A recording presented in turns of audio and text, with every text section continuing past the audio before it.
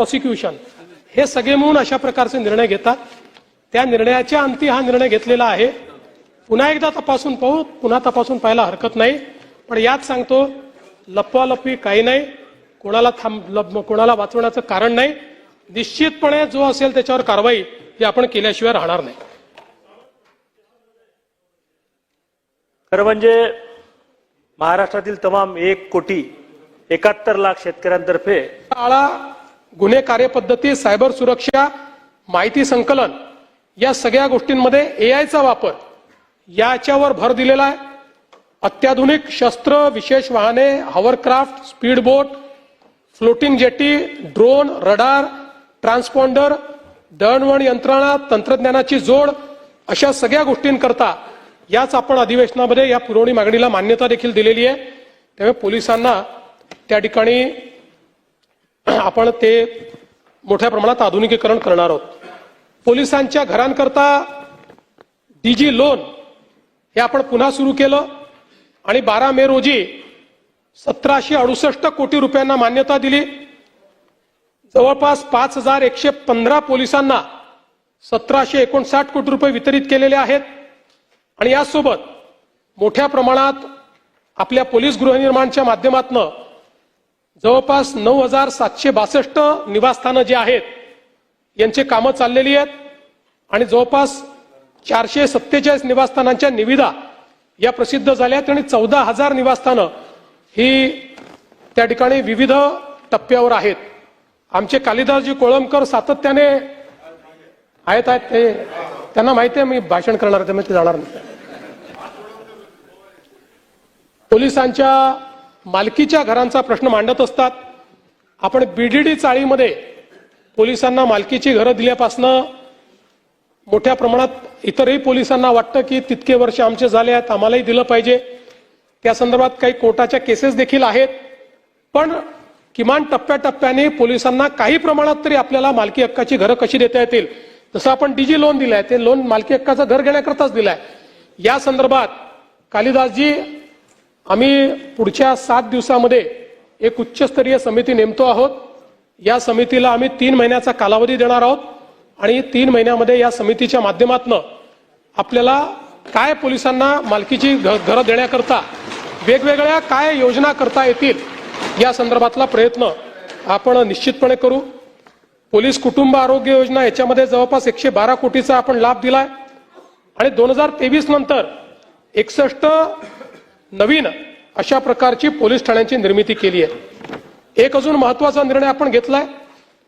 मुंबईमध्ये आपल्याला माहिती आहे की सगळ्यात मोठं पोलीस दल मुंबईत आहे आणि मुंबईच्या पोलीस दलांकरता घरांचा प्रश्न तर आहेच, पण अस्तित्वात असलेली घरं आपण अलॉट केली आहे त्यातलीही 90% घरं जी आहेत ती छोटी आहेत, म्हणजे त्यांना जी देय घरं आहेत त्या देय घरांच्या एवढी ती घरं नाही आहेत, काहीतरी आपल्याला माहिती आहे फार जुनी घरं आहेत आणि म्हणून आपण आता एक प्रकल्प हातामध्ये घेतलेला आहे की ज्याच्यामध्ये पोलीस दलातील अधिकारी अंमलदार यांच्यासाठी जी काही शासकीय घरं आहेत ती निर्माण करण्याच्या संदर्भात आम्ही मुंबईमध्ये पोलिसांची सगळी भूखंड शोधून काढली। अनेक चांगली मोक्याची भूखंड होती ती सगळी शोधून काढली आणि त्याच्यामध्ये जवळपास 74 महत्वाची मोक्याची भूखंड आपल्याला सापडलेली आहेत। या ठिकाणी जवळपास 40,000 शासकीय पोलिसांची निवासस्थानं तयार करण्याचा निर्णय हा मुंबईमध्ये आपण घेतलेला आहे आणि त्यासोबत मुंबईतले पोलीस ठाणे जे आहेत त्यांची अवस्था आपल्याला कल्पना आहे की कशा पद्धतीची आहे। यामध्ये जवळपास 93 सुसज्ज एकसारखे म्हणजे चांगल्या पद्धतीनं सगळ्या सोयी असतील असे नवीन पोलीस स्टेशन्स देखील मुंबईमध्ये बांधण्याचं या प्रकल्पाच्या अंतर्गत आपण या ठिकाणी प्रस्तावित केलं आहे। एकूणच अध्यक्ष महोदय, या ठिकाणी आता पोलिसांच्या घरांच्या संदर्भात अजून पुष्कळ माहिती आहे, पण बराच अजून गोष्टी बोलायच्या असल्यामुळे सगळी माहिती मी देत नाही। एक नार्कोटिक्सच्या संदर्भात अजून मला महत्वाची गोष्ट या ठिकाणी सांगायची आहे की ह्याच्यामधला सगळ्यात महत्वाचा केमिकल आहे ब्रोमो 4 मिथाइल प्रोपिओफेनॉन, ब्रोमोफोर मिथाइल प्रोपिओफेनॉन. आता हे केमिकल जे आहे एमडी बनवण्याकरता सगळ्यात महत्वाचं हे केमिकल आहे. पण हेच केमिकल आपल्या narcotic drugs and psychopathic substances, psychotropic substances act जी आहे त्या ऍक्टच्या अंतर्गत याचा समावेश नव्हता. त्याचाच फायदा एमडी बनवणारे लोक घेत होते. आणि म्हणून आता आपण हा निर्णय करून हे जे ब्रोमोफोर मिथाइल प्रोपिओफेनॉन आहे याला नुकतंच narcotics drugs and psychotropic substances regulation and amendment order 2026 अंतर्गत कंट्रोल्ड सबस्टन्स म्हणून शेड्यूल ए मध्ये टाकलेला आहे. यामुळे एमडीच्या या सगळ्या व्यवहाराला मोठ्या प्रमाणात आळा बसेल आणि विशेषतः ऑनलाईन याचा मोठ्या प्रमाणात सप्लाय होता त्यालाही आपल्याला आळा करता येईल आणि त्याची सप्लाय चेन जी आहे ती आपल्याला दूर करता येईल. एक अजून महत्वाची गोष्ट आहे ती म्हणजे एपीके फाईल. जे लोक अँड्रॉइड यूज करतात त्यांना एपीके फाईल पाठवली जाते आणि एपीके फाईल तुम्ही जर डाउनलोड केली, काही पाठवतात, तुम्हाला आवडेल असं काही पाठवू शकतात ते, किंवा एखादा योजना पाठवू शकतात. ती एपीके फाईल चुकूनही डाउनलोड केली की तुमच्या अँड्रॉइडचा पूर्ण कंट्रोल कंप्लीट 100% त्यांच्याकडे जातो आणि त्याच्यावर ते काही त्या ठिकाणी करू शकतात. त्यामुळे महानगर गॅस लिमिटेडच्या नावाने संदेश पाठवून अनेक लोकांना त्या ठिकाणी फसवण्याचा प्रयत्न झाला आणि यामध्ये जवळपास 43 कोटी रुपयाची आर्थिक फसवणूक ही लोकांची झाली. यामध्ये आपण गुन्हा नोंदवला आणि 6 आरोपींना झारखंड आणि बिहारमधून आपण त्या ठिकाणी पकडून आणलं. जवळपास 11 मोबाईल फोन, 1 लॅपटॉप असं आपण त्यास, आणि त्या एकूण त्याच्यामध्ये 8,609 पीडितांचे मोबाईल नंबर मिळाले. म्हणजे 8,609 पीडितांचं सगळं त्यांच्याकडे होतं. त्यांचं बँक खातं, एटीएम क्रमांक, pin number, CVV number, UPI ID सगळं त्यांनी फोनवरनं हस्तगत केलं होतं. त्यामुळे माझी सगळ्यांना विनंती आहे की काही आपल्याला आलं तर ते डाउनलोड करायची इच्छा झाली तरी ते खरं आहे की खोटं आहे पाहिल्याशिवाय डाउनलोड करू नका. अनोळखी नंबरवरनं आलेलं काही डाउनलोड करू नका. अख्खा अँड्रॉइड फोन हा त्या ठिकाणी हॅक करता येतो. अशा प्रकारच्या एपीके फाईल्स तयार झालेल्या आहेत. ते असं नाही आहे, त्याच्यातही आता काही नवीन हे येत आहेत, काय म्हणतात, हा अँटीव्हायरस काही येत आहेत किंवा काही येत आहेत, ते जर करून टाका.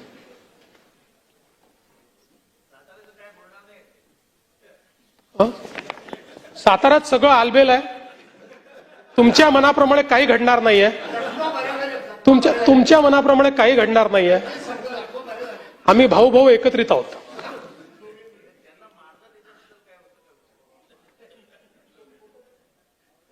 कोणी कोणाला मारलेलं नाही. अध्यक्ष महोदय, एक अत्यंत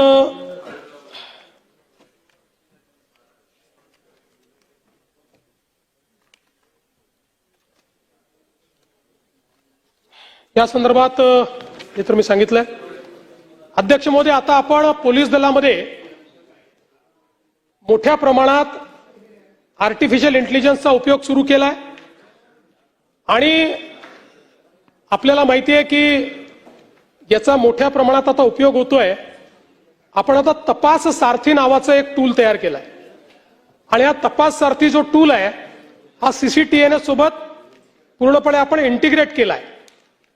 याच्यामध्ये एंड टू एंड म्हणजे गुन्हा घडल्यापासून चार्जशीट पर्यंत सगळ्या गोष्टी डिजिटाइज पद्धतीनं एआयचा उपयोग करून करेक्ट फॉर्मॅटमध्ये आपल्याला तयार करता येतात. आपल्याला माहिती आहे अनेक वेळा केवळ टेक्निकल चुकांमुळे या ठिकाणी आरोपी सुटतात. त्यामुळे या तपास सारथीमध्ये स्पीच टू टेक्स्ट आहे, याच्यामध्ये वेगवेगळ्या भाषेतलं जे आहे त्याचं मराठीत भाषांतर करण्याची सोय आहे. प्रत्येक FIR ची जी काही तपास सूची आहे, पाथ ऑफ इन्व्हेस्टिगेशन ते तयार करून देतं. त्यासोबत पंचनामे, फोटो, व्हिडिओ हे सगळं ते अपलोड करून देतं. म्हणजे पंचनामे आणि फोटो व्हिडिओ अपलोड केले तर ते ज्या फॉर्मॅटमध्ये आपल्याला पाहिजे त्या फॉर्मॅटमध्ये ऑटोमॅटिक तयार होतात. ब्लॉकचेन टेक्नॉलॉजीने हे पुरावे त्या ठिकाणी अपलोड केले जातात. त्यामुळे एकूणच देशामधलं पहिलं कंप्लीट AI असिस्टेड अशा पद्धतीचे तपास सारथी आपण केलाय. आणि मला सांगताना आनंद वाटतो की आता नरसापूरच्या घटनेतही आपण AIचा उपयोग करून ज्यावेळी जी काही चेन आहे ती तयार करून दिली तर त्या निर्णयामध्ये त्याचं ऍप्रिसिएशन आहे. हे त्या जज साहेबांनी केलेलं आहे की अतिशय करेक्ट चेन ऑफ इव्हेंट्स त्याच्यामुळे तयार झालेले आहेत. एक अत्यंत महत्वाच्या मुद्द्यावर या ठिकाणी या अंतिम आठवडा प्रस्तावामध्ये चर्चा झाली. ती म्हणजे राज्याचे दिवंगत उपमुख्यमंत्री माननीय अजितदादा पवार यांच्या संदर्भात जी काही घटना घडली आणि ते त्या ठिकाणी आपल्यातनं निघून गेले त्याच्या तपासाच्या संदर्भात. पहिल्यांदा तर या ठिकाणी मी स्पष्ट करू इच्छितो की दोन प्रकारे तपास चाललेला आहे. एक प्रकार CID आपलं करते, दुसरं आपल्याला माहिती आहे की AIB करते. एक मुद्दा या ठिकाणी आला की आपण CBIला लिहिलं होतं, मग CBIने इन्क्वायरी का घेतली नाही. CBIने हे स्पष्टपणे सांगितलेलं आहे की AIBचा जो रिपोर्ट आहे हा रिपोर्ट यातला महत्वाचा आहे. तो आल्यानंतरच हा तपास आम्ही घेऊ शकतो, त्याच्या आधी आम्ही काही घेणार नाही. त्यामुळे त्याची आपण वाट पाहतोय. याच्यामध्ये आतापर्यंत CIDने जो तपास केलाय त्या तपासामध्ये काही गोष्टी समोर आलेल्या आहेत की ज्याच्यामध्ये वेगवेगळ्या गोष्टींसोबत एक शंका पायलट सुमित कपूर यांच्याबद्दलही होती. त्यांचं बँक खातं, इन्शुरन्स पॉलिसी, शेअर मार्केट मधली गुंतवणूक हे सगळं काही तपासलेलं आहे, पण त्यात कुठलंही काही संशयास्पद आढळलेलं नाही.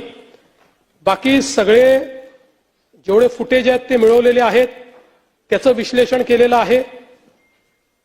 जे काही अवेलेबल साक्षी पुरावे आहेत ते तयार केलेले आहेत.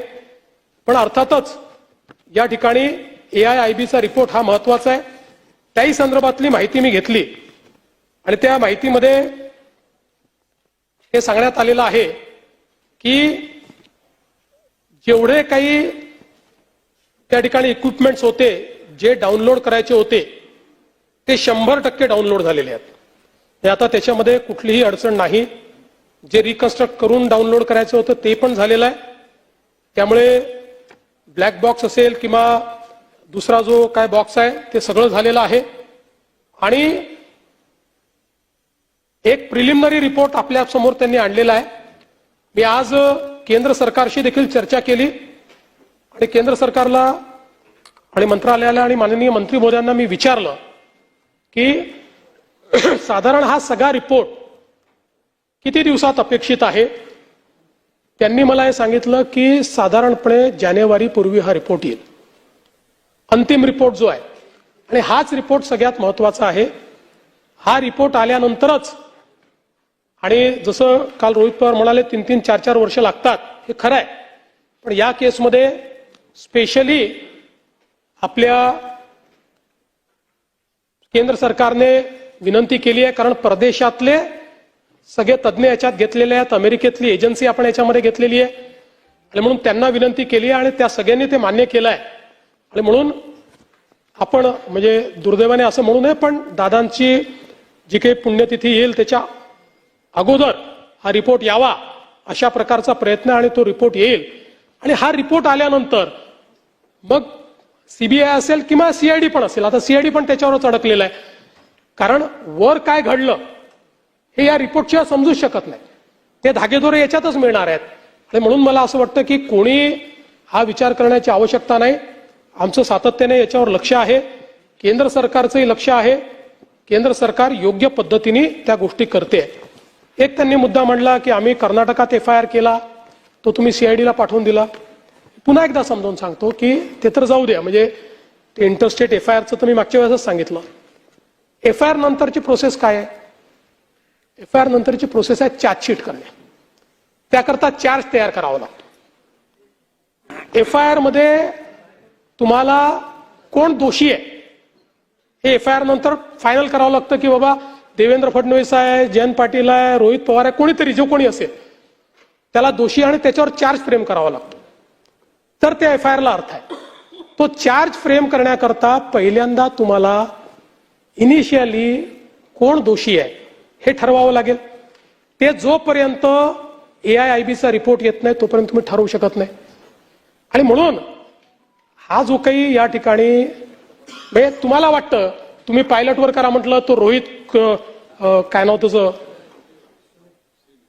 तो कंपनीचा मालक त्याच्यावर करा म्हटलं, तुम्हाला त्याच्याकरता ही प्रिलिमिनरी इन्क्वायरी लागेल ना. आणि प्रिलिमिनरी जो काही आता जो पहिला रिपोर्ट आला त्याच्या आधारावर करता येतं का? नाही करता येत. त्यामुळे फायनल रिपोर्ट तुम्हाला यावा लागेल. भावना महत्वाचीच आहे, पण शेवटी कायदा भावनेने चालत नाही. उद्याला कोर्टात गेला, कोर्टातनं 1 मिनिटात कोर्ट सांगेल की असं कसं तुम्ही केलं, आणि मग चपराक बसेल आपल्याला. म्हणून मी पुन्हा सांगतो, या प्रकरणाचं सत्य बाहेर आल्याशिवाय आम्ही चूप बसणार नाही. काही झालं तरी ते सत्य बाहेर आणू. त्याकरता त्याचा जो काही योग्य पाठपुरावा आहे तो पाठपुरावा देखील करू. खरात प्रकरणाचा देखील उल्लेख या ठिकाणी झाला. त्याच्यामध्ये एकूण 14 प्रकरणं होती. त्यातले 9 प्रकरणांमध्ये खरात आरोपी आहेत. 3 प्रकरणामध्ये अजून तपास सुरू आहे. त्या सगळ्या प्रकरणांमध्ये आता चार्जशीट देखील आपण दाखल केली आहे. 2 प्रकरणं अशी होती की जी खरातनी टाकली होती, खोटी प्रकरणं होती, ती बी फायनल झालेली आहेत. की जे तक्रारदार आहेत त्या तक्रारदारांना त्या ठिकाणी फसवण्याकरता टाकली होती, तर ती पण आता बी फायनल केलेली आहेत. अध्यक्ष महोदय, यासोबत कृषीच्या संदर्भातले काही मुद्दे या ठिकाणी मांडण्यात आले. काय दिलं रे बाबा? विशेषतः कर्जमाफीच्या संदर्भात बरीच चर्चा या ठिकाणी झाली. पहिल्यांदा तर अध्यक्ष महोदय, आपल्याला याची कल्पना आहे की कर्जमाफी हा एक परिस्थितीची आवश्यकता म्हणून आपण करतो. कुठल्याही कर्जमाफीने शेतकरी कधी श्रीमंत झाला नाही, तो होऊ शकत नाही. पण त्यावेळी शेतकऱ्याला क्रेडिटवरती बनवायचं, जेणेकरून त्याला सावकाराकडे जावं लागणार नाही, हे एक महत्वाचं उद्दिष्ट आपल्या कर्जमाफीचं असतं. आणि मी पुन्हा एकदा सांगतो की आम्ही विधानसभेच्या निवडणुकीच्या वेळी हा शब्द दिला होता, आम्ही कर्जमाफी करू. खरं म्हणजे आम्ही 2029 पर्यंत थांबू शकलो असतो, कारण सगळ्या निवडणुका जिंकलो आहेत आम्ही, कुठल्या निवडणुका बाकी नाही आहेत. पण आम्ही तसं केलं नाही. आम्ही ठरवलं की शेतकरी अडचणीत असेल तर त्याला कर्जमाफी दिली पाहिजे, आणि कर्जमाफीचा निर्णय आपल्या सरकारने केला. आता याच्यामध्ये आपण काय काय केलं तर कर्जमाफी असेल, एकवेळ समझोता असेल, प्रोत्साहनपर लाभ असेल. खरं म्हणजे एक गोष्ट मला अजून लक्षात आणून दिली पाहिजे की या कर्जमाफीच्या व्यतिरिक्त दरवर्षी हे सरकार आहे महायुतीचं 25,000 कोटी रुपये वीज माफीची देतं शेतकऱ्यांना. 25,000 कोटी रुपये दरवर्षी. हे पैसे भरावे लागतात, हे माफ नाही होत, हे भरावे लागतात दरवर्षी. पहिल्या वर्षी 20,000 कोटी, 22,000 कोटी, 25,000 कोटी हे पैसे आपण भरतो. आणि एकूण जर आपण कृषी विभागाचा आजचा आउटले बघितला, सगळं मिळून वेगवेगळ्या योजना आणि देणाऱ्या सबसिडी, तर तो 95,000 कोटी रुपयाचा आहे. 95,000 कोटी रुपये. आणि हा कर्जमाफीचा निर्णय आपण घेतला. आपण राष्ट्रीयकृत बँका, व्यापारी बँका, खाजगी बँका, जिल्हा मध्यवर्ती सहकारी बँक सगळ्यांची बैठक घेतली आणि या ठिकाणी त्याच्या आधारावर सगळा डेटा घेतला. आणि त्यानंतर मिळालेल्या माहितीच्या आधारावर पुण्यश्लोक अहिल्यादेवी होळकर शेतकरी कर्जमुक्ती योजना आपण तयार केली.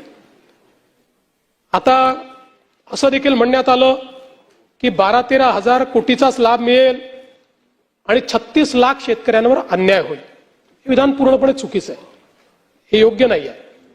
खरं तर 56 लाख शेतकऱ्यांना 36,585 कोटीचा लाभ देणारी ऐतिहासिक अशा प्रकारची योजना आहे.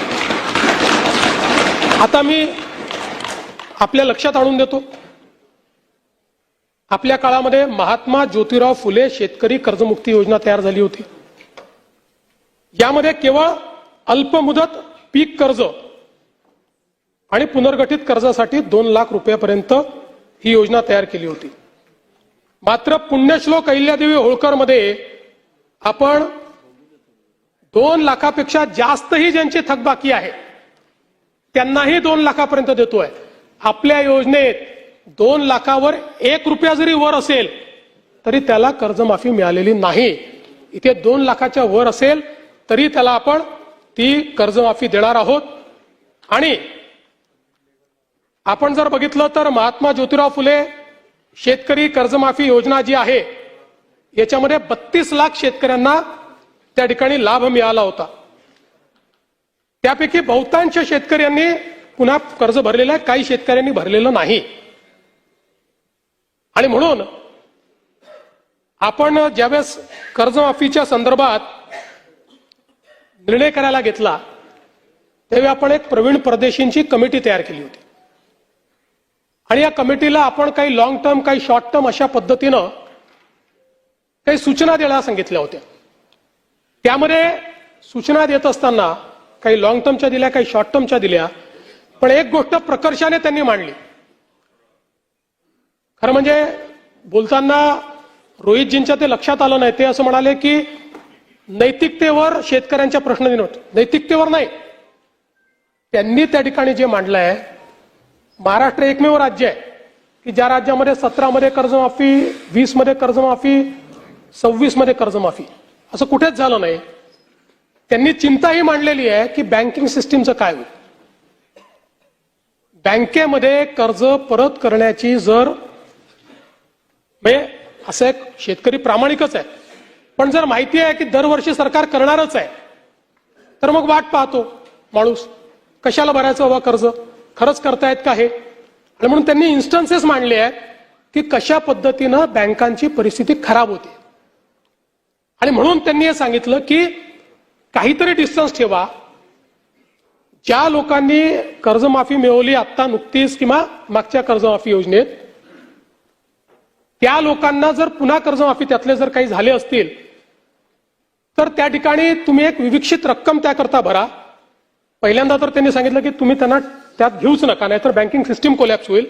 पण मग त्यांनी सांगितलं की विविक्षित रक्कम भरा, काही रक्कम त्यांना भरू द्या, म्हणजे मग या ठिकाणी बँकिंग सिस्टीम चालेल.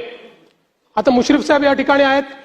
मुश्रीफ साहेब आमच्या मंत्रिमंडळाच्या बैठकीत रोज सांगायचे की लवकर तारीख घोषित करा, कोणी कर्जच भरत नाही. आमच्या कोल्हापूर बँकेमध्ये रेग्युलर कर्ज भरणारे लोक होते पण कोणी कर्जच भरत नाहीये. तारीख घोषित झाली, बरोबर भरले सगळ्यांनी, नंतरच्या लोकांनी कर्ज, आणि पुन्हा त्या बँकेची परिस्थिती. आज तुम्ही बघा नागपूरची आमची बँक 90% नागपूरची बँक मागच्या घोटाळ्यात बुडली. आज शेतकऱ्यांच्या तुलनेत सगळ्यात कमी जर कर्ज कुठे मिळत असेल तर ते नागपुरात मिळतं, कारण बँक नाहीये. जिथे जिथे बँका बुडल्या त्या त्या ठिकाणी ही परिस्थिती तयार झाली. आणि म्हणून आपल्याला शेतकऱ्याला तर कर्जमाफी द्यायचीच आहे, पण सोबत बँकिंग सिस्टीम करता काही शिस्त लावणं हे देखील गरजेचं आहे. म्हणून अशा पद्धतीची शिफारस ही त्यामध्ये आली. आता मी तुम्हाला पुन्हा सांगतो की आपण जर बघितलं तर पहिले आम्ही 17 मध्ये छत्रपती शिवाजी महाराज शेतकरी सन्मान योजना केली, ज्याच्यामध्ये जवळपास त्या ठिकाणी 44 लाख शेतकऱ्यांना आपण मदत केली. त्यात 24 लाख शेतकऱ्यांना कर्जमाफीची योजना होती. 4.27 लाख शेतकऱ्यांनी एक वेळ समझोता केला. 14,89,000 शेतकऱ्यांना आपण प्रोत्साहनपर पैसे दिले. आणि मग जेव्हा महात्मा ज्योतिराव फुले शेतकरी कर्जमुक्ती योजना आली त्यावेळी रोहित पवारजी आपली माहिती चुकीची आहे. 2017च्या योजनेमध्ये लाभ मिळालेल्या म्हणजे छत्रपती शिवाजी महाराज योजनेत लाभ मिळालेल्या शेतकऱ्यांना 2019च्या कर्जमाफी योजनेतनं वगळण्यात आलं, देण्यात नाही आलं, हे वगळण्यात आलं.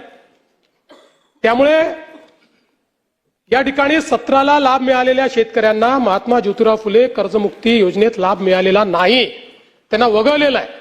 म्हणून आपल्याला मिळालेली माहिती वस्तुस्थिती दर्शक नाही आहे. एवढंच नाही, 2008 साली देशामध्ये कर्जमाफी झाली, त्यानंतर 9 मध्ये आपण आणली महाराष्ट्रामध्ये, 8 नंतर. आता 9 मध्ये देखील आपण ज्यावेळेस आणली त्यावेळेस 8च्या माफीमध्ये जे समाविष्ट होते त्यांना आपण वगळलं आणि इतरांना आपण 20,000पर्यंत त्या ठिकाणी मदत केली. मर्यादा जी होती ती 20,000ची मर्यादा होती. जवळपास 34 लाख शेतकऱ्यांना 4,000 कोटी रुपये आपण 2009 साली दिले होते. आणि म्हणून हे काही पहिल्यांदा झालेलं नाहीये. या प्रत्येक वेळी लगतची जी कर्जमाफीची योजना आहे त्या कर्जमाफीच्या योजनेतल्या जे पात्र झाले आणि ज्यांना लाभ मिळाला त्यांना वगळण्यात आलेला आहे. आणि आपण जर बघितलं तर याच्यामध्ये परतफेडीच्या संदर्भातही हे जे टाकण्यात आलं की 2026 आणि 27ला पैसे परत केले पाहिजे, याच्या मागचा उद्देश हाच होता की आपण ज्यांना प्रोत्साहन देतोय, प्रोत्साहन घेत असताना त्यांनी पुढे नीट कर्ज भरलं पाहिजे, या दृष्टीनं आपण या ठिकाणी अशा पद्धतीची योजना केली होती. मला खरं म्हणजे मी तिन्हीचा चार्ट या ठिकाणी तयार केलेला आहे. आपल्या लक्षात येईल आतापर्यंतच्या योजनांमधली सगळ्यात मोठी योजना ही यावेळची कर्जमाफीची योजना आहे. टाळ्या याच्या नंतर वाजवा, टाळ्या याच्या नंतर वाजवा.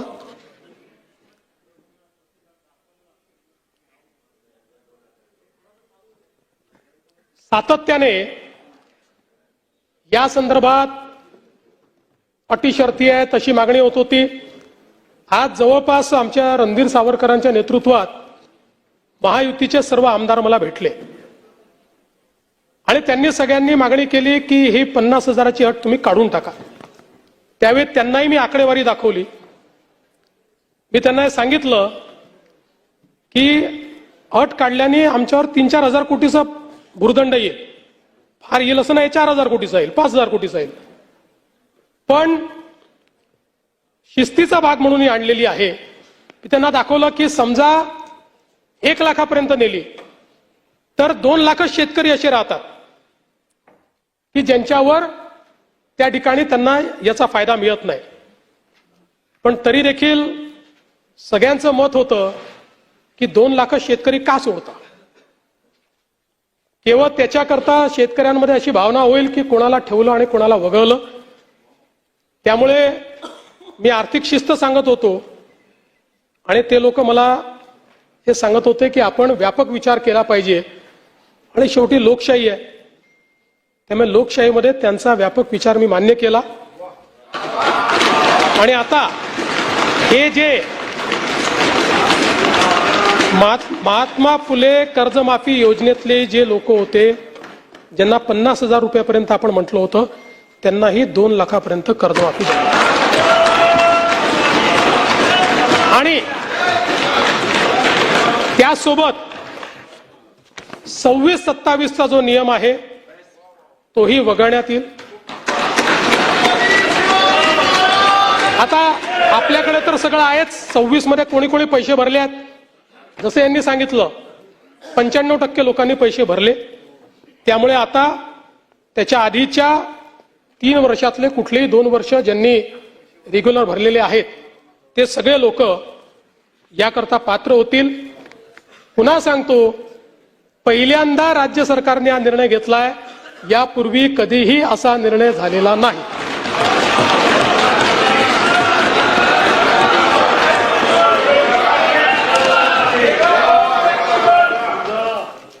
कापसाच्या खरेदीच्या संदर्भात कापसाच्या खरेदी संदर्भातही 7,710 प्रति क्विंटल या आधारभूत किमतीवर आपण 136 लाख क्विंटल कापूस खरेदी केलाय आणि त्याकरता 10,883 कोटी रुपयाची चुकारे हे त्या ठिकाणी दिलेले आहेत. सोयाबीनच्या संदर्भात 3,198 कोटी किमतीचा 6 लाख टन सोयाबीन आपण खरेदी केली आहे.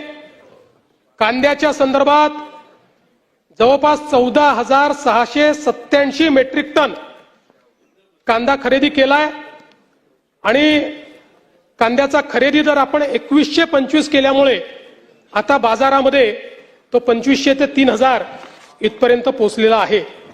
सुधीर भाऊंनी मला धानाच्या बोनस संदर्भात चिठ्ठी पाठवलेली आहे. सुधीर भाऊ ते आपल्याला द्यायचंच आहे. आहेच आणि त्याचा योग्य वेळ निर्णय करणारच आहोत. आता फक्त कॅश फ्लोचा प्रॉब्लेम कर्जमाफीमुळे आहे. हा नंतर तुमच्याशी चर्चा करतो त्या संदर्भात. फक्त एवढंच सांगतो की त्या संदर्भात आपण सकारात्मक आहोत, ते आपण नाकारलेलं नाहीये.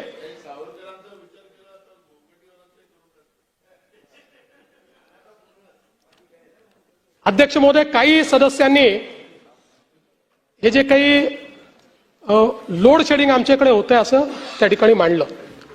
मुळामध्ये कुठेही लोड शेडिंग नाहीये.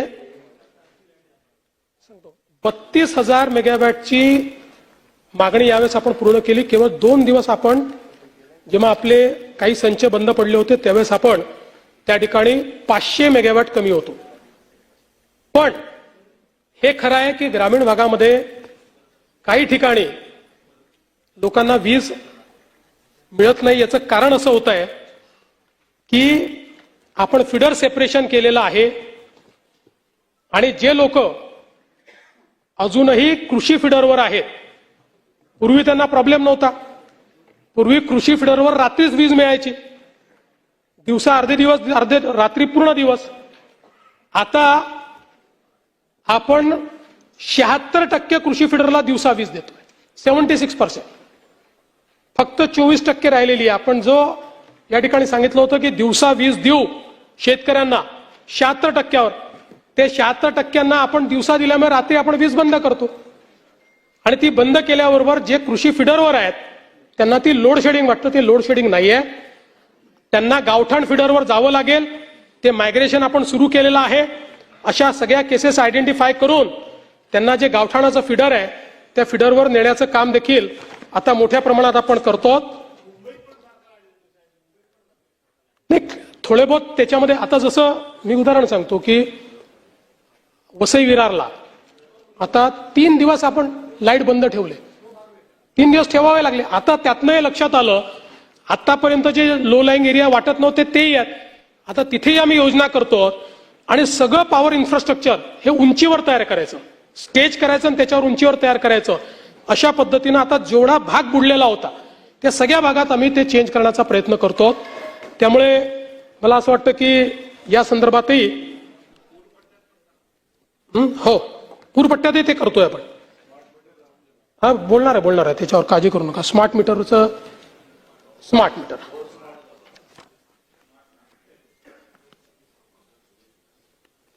खरं म्हणजे राज्यामध्ये आता तर देशातच सगळीकडे स्मार्ट मीटर लावणं कंपल्सरी झालंय. आपल्या राज्याने 1,23,00,000 स्मार्ट मीटर्स लावले आहेत.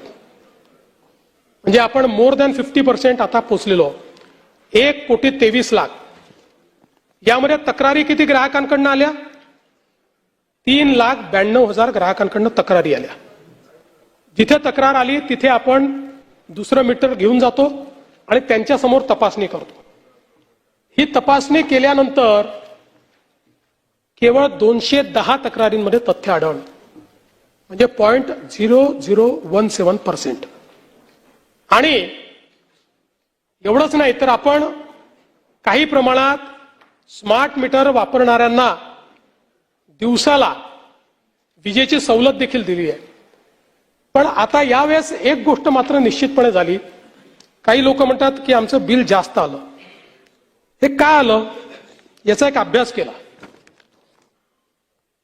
हे वर्ष एक वेगळं वर्ष आहे. 3 महिने हीट वेव्ह आहे या वर्षामध्ये.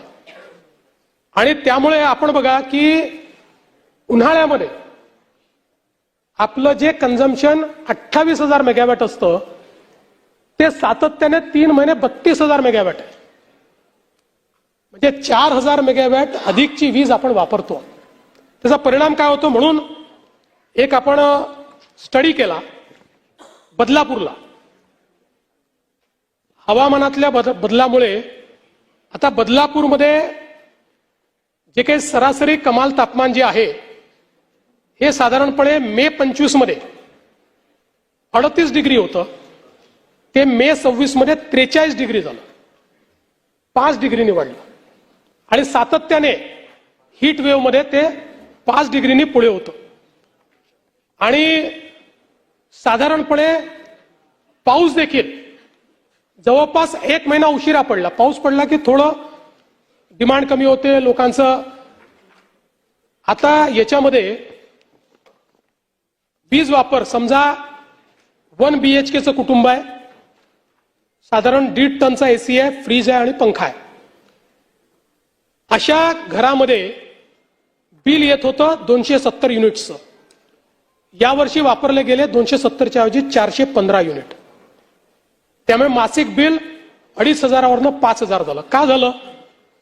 आपण जेव्हा 300 युनिट पर्यंत आपण स्वस्तात वीज देतो, 300 युनिटच्या वर गेलं की 5 रुपयांनी वाढ होते आणि 500 युनिटच्या वर गेलं की अजून 2 रुपयांनी वाढ होते. टेलिस्कोपिक पद्धत आहे. आणि या टेलिस्कोपिक पद्धतीमुळे ज्याचा 270 युनिटचा वापर होता त्याचा 415 युनिट झाला. 2 BHK जो आहे याच्यामध्ये त्यांचा वापर अंदाजे 425 युनिट होता, तो झाला 655 युनिट. आणि 4,500 वरनं 8,000वर त्यांचं बिल गेलं. 300ची मर्यादा ओलांडली, इकडे 500ची मर्यादा ओलांडली. आणि म्हणून याचा काही स्मार्ट मीटरशी संबंध नाही. जिथे स्मार्ट मीटर लागलं नाही त्याही ठिकाणी अशाच पद्धतीची बिलं आलेली आहेत. कारण एक्सटेंडेड उन्हाळ्यामुळे आणि हीट वेव्हमुळे विजेची मागणी अधिक होती आणि जास्त प्रमाणात वीज आपण वापरली आहे. नाही, सोलरवाल्यांना येऊ नाही शकत. तुम्ही द्या ना, अशी असेल केस, येऊ नाही शकत. त्याच्यामध्ये तो एक वेगळी केस आहे नाना भाऊ. त्यांच्या प्रॉफिटमध्ये थोडा आपण शेअर घेतलेला आहे. त्यांना प्रॉफिटच आहे. आणि ते कुठले 10 किलोवॅट पेक्षा मोठे, छोट्यांना तर काहीच नाही. यामध्ये खतांचे भाव वाढले, या संदर्भात एक विषय आला. युरिया आणि DAP याच्या किमतीमध्ये कुठलीही वाढ झालेली नाही. त्याची वाढ त्याच्यामध्ये उलट या जागतिक परिस्थितीमध्ये जगातले भाव वाढल्यानंतर केंद्र सरकारने आपलं अनुदान वाढवलं आणि त्याचे भाव जे आहेत ते स्थिर ठेवलेले आहेत. इतर गोष्टींमध्ये काही भाव वाढलेले आहेत, हे मात्र नक्की आहे. त्यानंतर एक बीड जिल्ह्याचा 800 कोटीचा विमा प्रलंबित आहे, ही चुकीची माहिती आहे. असा कुठलाही 800 कोटीचा विमा प्रलंबित नाही. उलट सुरेश धस साहेबांनी मांडलं, या बीड जिल्ह्यामध्ये जो काही घोटाळा त्या पीक विम्यामध्ये झाला त्याच्यामुळेच आपण सगळे आता या नवीन पद्धतीकडे आलेलो आहोत. यासोबत कृषी समृद्धी योजनेमध्ये 5,000 कोटी रुपये द्यायचे होते, ते दिले नाही असं सांगितलं. हे खरं आहे. आपण हे ठरवलं होतं की 5,000 कोटी दरवर्षी द्यायचे.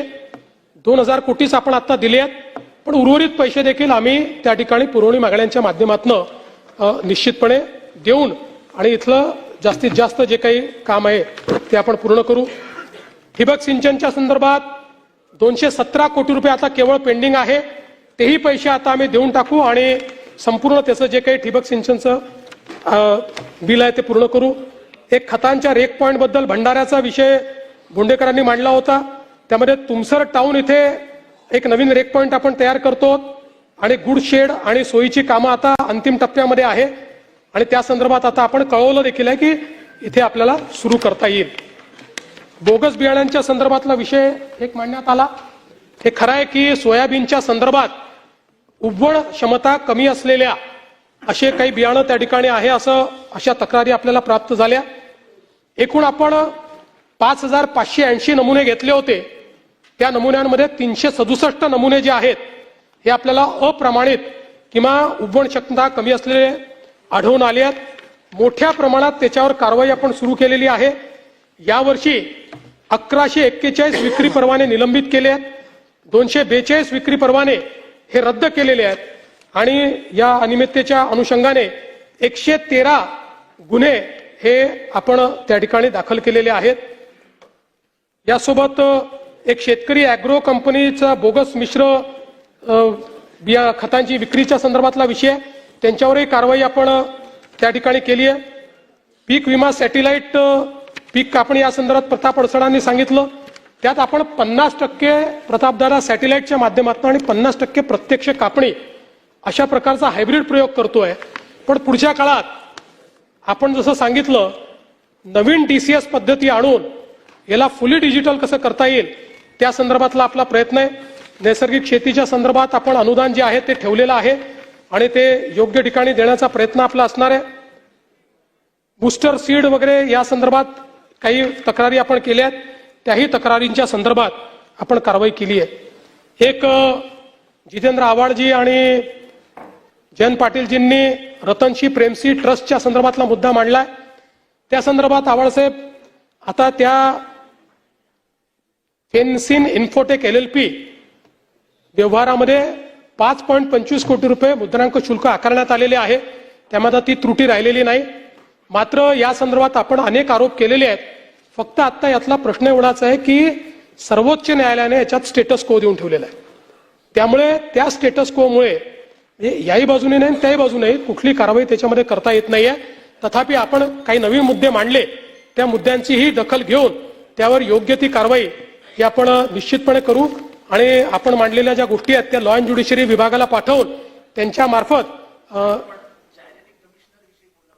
तेच सांगतो की लॉ अँड ज्युडिशरी मार्फत ते चॅरिटी कमिशनरकडे पाठवण्यात येतील. नाही तसा लावता येत नाही ना, म्हणजे आपल्याला काय हा कायदा आपल्याला माहिती आहे. या कायद्यामध्ये आपल्याला डायरेक्ट ऍडमिनिस्ट्रेटर लावायचा अधिकार नाही आहे. आपल्याला फक्त या तक्रारी चॅरिटी कमिशनरला पाठवाव्या लागतात. चॅरिटी कमिशनर जे आहेत ते स्वतः जज असतात, ते सेशन्स जज असतात. त्यामुळे ते त्या संदर्भातली सुनावणी घेत असतात. एक प्रवीण दटके आणि नानाभाऊ तुम्ही देखील जे प्रदूषण आपल्या वैनगंगेत होत आहे तो मुद्दा मांडला. तर दटके साहेब आपल्याला दोघांनाही सांगतो की आता नाग नदी जलशुद्धीकरण प्रकल्प सुरू झालेला आहे. 2400 कोटी रुपये आपल्याला जायकाच्या माध्यमातून मिळालेले आहेत. या संदर्भात नवीन सांडपाणी प्रक्रिया केंद्र, 520 किलोमीटरच्या लाईन्स आणि 7 पंपिंग स्टेशन आपण उभारतो. नाही ते केलं तरच याचं पूर्ण आंतरराष्ट्रीय संस्थेने त्याचा अहवाल तयार केला आहे. तथापि आपलंही आपण म्हणणं त्याच्यामध्ये निश्चितपणे ऐकून घेऊ. तिरी आणि मिशीच्या संदर्भातला विषय आहे तो निश्चितपणे लक्ष घालण्यात येईल. नळगंगा वैनगंगा नदीजोड प्रकल्प, आता हा प्रकल्प जो आहे CWC कडे गेलाय, त्याची मान्यता मिळेल. बाकी सगळ्या मान्यता झालेल्या आहेत आणि याच वर्षी या प्रकल्पाची सुरुवात करण्याचा राज्य सरकारचा प्रयत्न असेल, ज्यामध्ये पहिल्या टप्प्यामध्ये कॅनाल आणि 14 जे एक्झिस्टिंग स्ट्रक्चर्स आपले जे आहेत हे मोठे करायचे आहेत, त्याची हाईट वाढवायची आणि त्याचं स्टोरेज वाढवायचं आहे आणि दुसऱ्या टप्प्यात 24 नवीन स्टोरेजेस करायचे आहेत. अशा दोन्ही गोष्टी या ठिकाणी निश्चितपणे करण्याचं राज्य सरकारचा मानस आहे.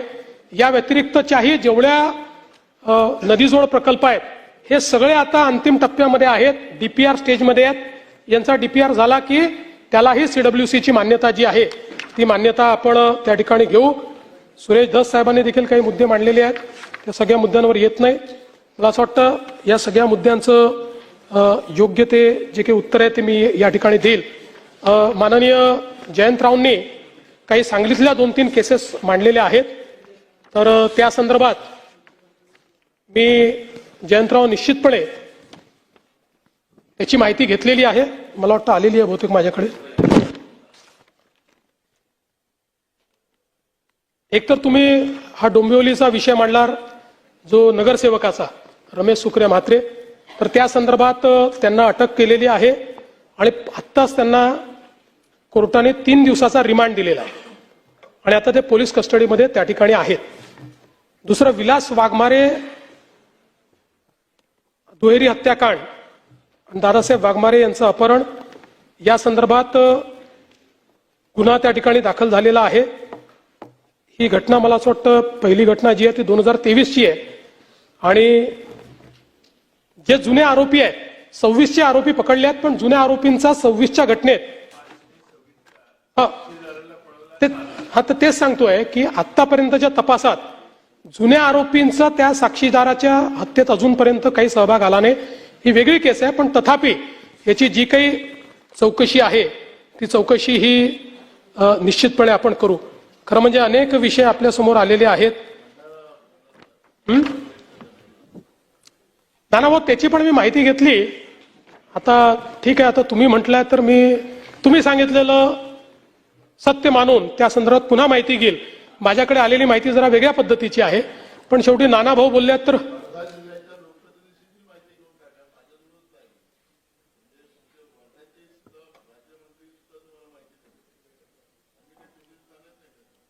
मी म्हणूनच तुम्ही सांगताय म्हणून पुन्हा माहिती घेईल। आता माझ्याकडे जी माहिती आली आहे ती माहिती आपल्या माहितीपेक्षा विसंगत माहिती आहे आणि म्हणून आपण सभागृहात उपस्थित केल्यामुळे पुन्हा त्या संदर्भातली माहिती ही निश्चितपणे मी घेईन। खरं म्हणजे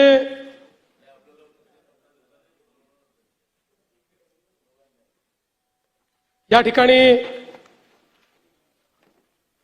अनेक विषय आपण सगळ्यांनी मांडले। सगळ्या विषयांना इथे उत्तर देणं काही शक्य नाहीये। ज्या विषयांना उत्तर देणं शक्य होतं ते विषय मी मांडलेले आहेत।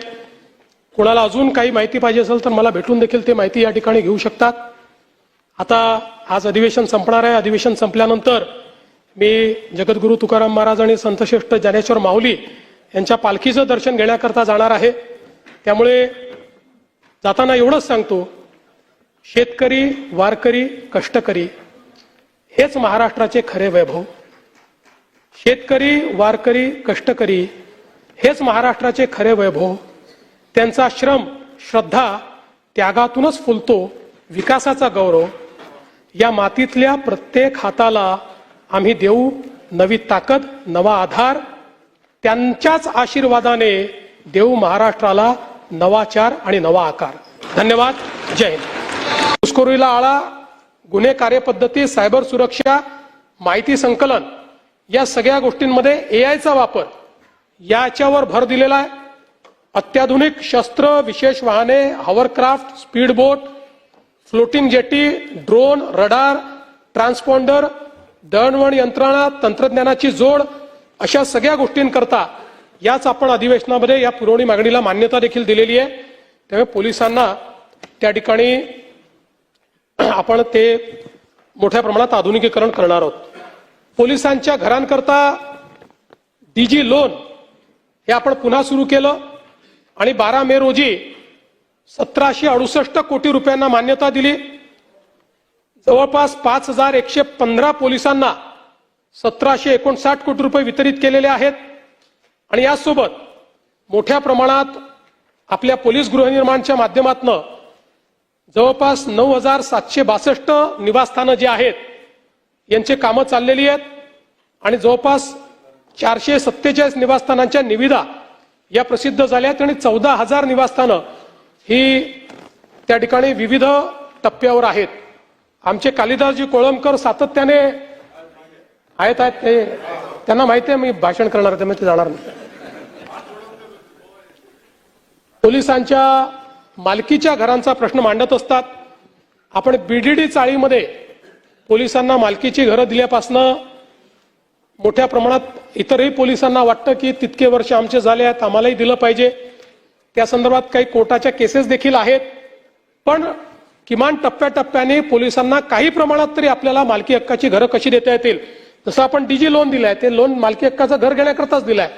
या संदर्भात कालिदासजी आम्ही पुढच्या 7 दिवसामध्ये एक उच्चस्तरीय समिती नेमतो आहोत। या समितीला आम्ही 3 महिन्याचा कालावधी देणार आहोत आणि 3 महिन्यामध्ये या समितीच्या माध्यमातून आपल्याला काय पोलिसांना मालकीची घरं देण्याकरता वेगवेगळ्या काय योजना करता येतील या संदर्भातला प्रयत्न आपण निश्चितपणे करू। पोलीस कुटुंब आरोग्य योजना याच्यामध्ये जवळपास 112 कोटीचा आपण लाभ दिलाय आणि 2023 नंतर 61 नवीन अशा प्रकारची पोलीस ठाण्यांची निर्मिती केली आहे। एक अजून महत्वाचा निर्णय आपण घेतलाय. मुंबईमध्ये आपल्याला माहिती आहे की सगळ्यात मोठं पोलीस दल मुंबईत आहे आणि मुंबईच्या पोलीस दलांकरता घरांचा प्रश्न तर आहेच, पण असलेली अस्तित्वात असलेली जी घरं आपण अलॉट केली आहे त्यातली ही 90% घरं जी आहेत ती छोटी आहे. म्हणजे त्यांना जी देय घरं आहेत त्या देय घरांच्या एवढी ती घरं नाही आहेत. काहीतर आपल्याला माहिती आहे फार जुनी घरं आहेत आणि म्हणून आपण आता एक प्रकल्प हातामध्ये घेतलेला आहे की ज्याच्यामध्ये पोलीस दलातील अधिकारी अंमलदार यांच्यासाठी जी काही शासकीय घरं आहेत ती निर्माण करण्याच्या संदर्भात आम्ही मुंबईमध्ये पोलिसांची सगळी भूखंड शोधून काढली.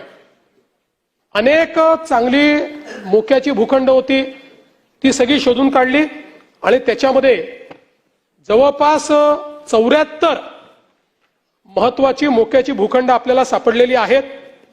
या ठिकाणी जवळपास 40,000 शासकीय पोलिसांची निवासस्थानं तयार करण्याचा निर्णय हा मुंबईमध्ये आपण घेतलेला आहे.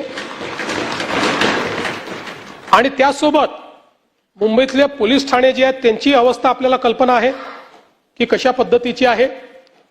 यामध्ये जवळपास 93 सुसज्ज एकसारखे म्हणजे चांगल्या पद्धतीनं सगळ्या सोयी असतील असे नवीन पोलीस स्टेशन देखील मुंबईमध्ये बांधण्याचं या प्रकल्पाच्या अंतर्गत आपण या ठिकाणी प्रस्तावित केलंय. एकूणच अध्यक्ष महोदय, या ठिकाणी आता पोलिसांच्या घरांच्या संदर्भात अजून पुष्कळ माहिती आहे, पण बराच अजून गोष्टी बोलायच्या असल्यामुळे सगळी माहिती मी देत नाही. एक नार्कोटिक्सच्या संदर्भात अजून मला महत्वाची गोष्ट या ठिकाणी सांगायची आहे की ह्याच्यामधला सगळ्यात महत्वाचा केमिकल आहे ब्रोमोफोर मिथाइल प्रोपिओफेनॉल. ब्रोमोफोर मिथाइल प्रोपिओफेनॉल. आता हे केमिकल जे आहे MD बनवण्याकरता सगळ्यात महत्वाचं हे केमिकल आहे, पण हेच केमिकल आपल्या narcotic drugs and psychopathic substances psychotropic substances act जी आहे त्या ऍक्टच्या अंतर्गत याचा समावेश नव्हता. त्याचाच फायदा MD बनवणारे लोक घेत होते आणि म्हणून आता आपण हा निर्णय करून हे जे ब्रोमोफोर मिथाइल प्रोपिओफेनॉन आहे याला नुकतंच narcotics drugs and psychotropic substances regulation and amendment order 2026 अंतर्गत कंट्रोल्ड सबस्टन्स म्हणून शेड्यूल A मध्ये टाकलेला आहे.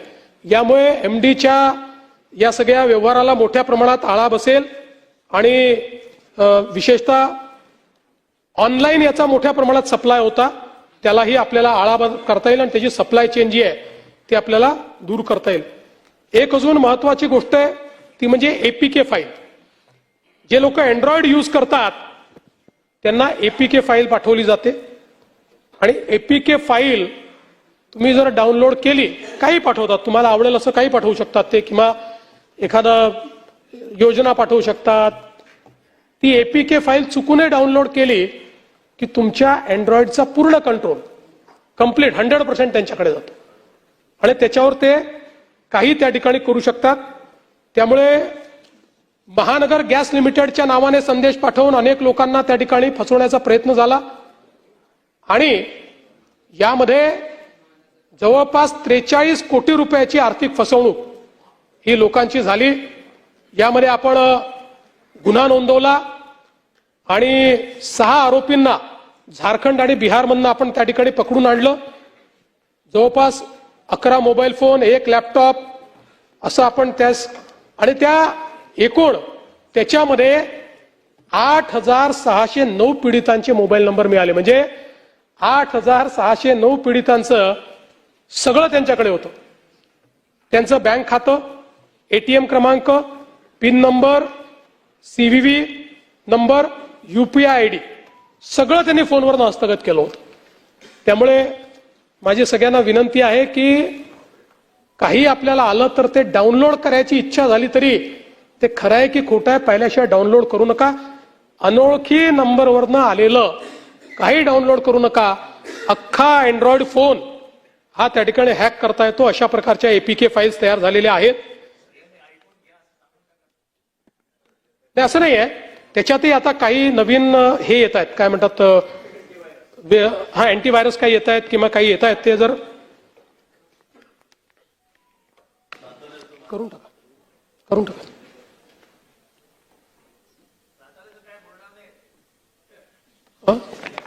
साताऱ्यात सगळं आलबेल आहे. तुमच्या मनाप्रमाणे काही घडणार नाहीये.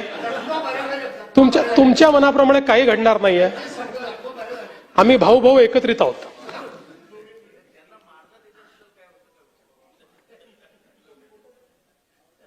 कोणी कोणाला मारलेलं नाही.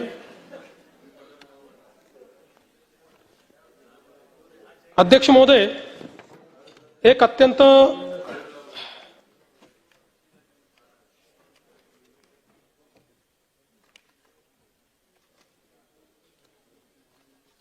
या संदर्भात हे तर मी सांगितलंय. अध्यक्ष महोदय, आता आपण पोलीस दलामध्ये मोठ्या प्रमाणात आर्टिफिशियल इंटेलिजन्सचा उपयोग सुरू केलाय आणि आपल्याला माहिती आहे की याचा मोठ्या प्रमाणात आता उपयोग होतोय.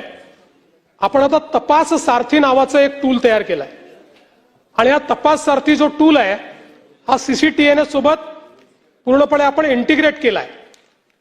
याच्यामध्ये एंड टू एंड म्हणजे गुन्हा घडल्यापासून चार्जशीट पर्यंत सगळ्या गोष्टी डिजिटाइज पद्धतीनं AIचा उपयोग करून करेक्ट फॉर्मॅटमध्ये आपल्याला तयार करता येतात.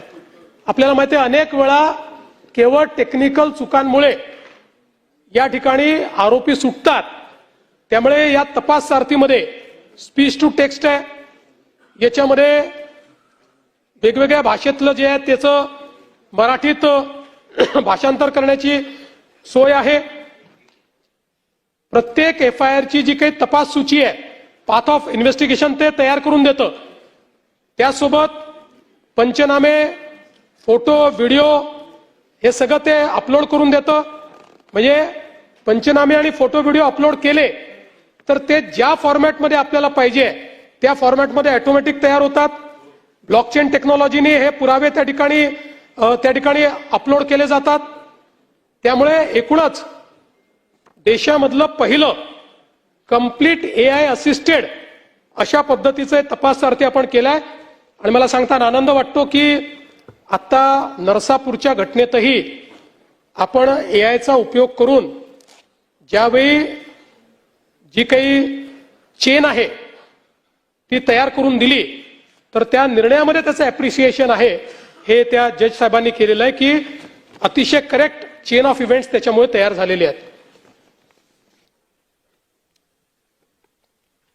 एक अत्यंत महत्वाच्या मुद्द्यावर या ठिकाणी या अंतिम आठवडा प्रस्तावामध्ये चर्चा झाली, ती म्हणजे राज्याचे दिवंगत उपमुख्यमंत्री माननीय अजितदादा पवार यांच्या संदर्भात जी काही घटना घडली आणि ते त्या ठिकाणी आपल्यातनं निघून गेले त्याच्या तपासाच्या संदर्भात.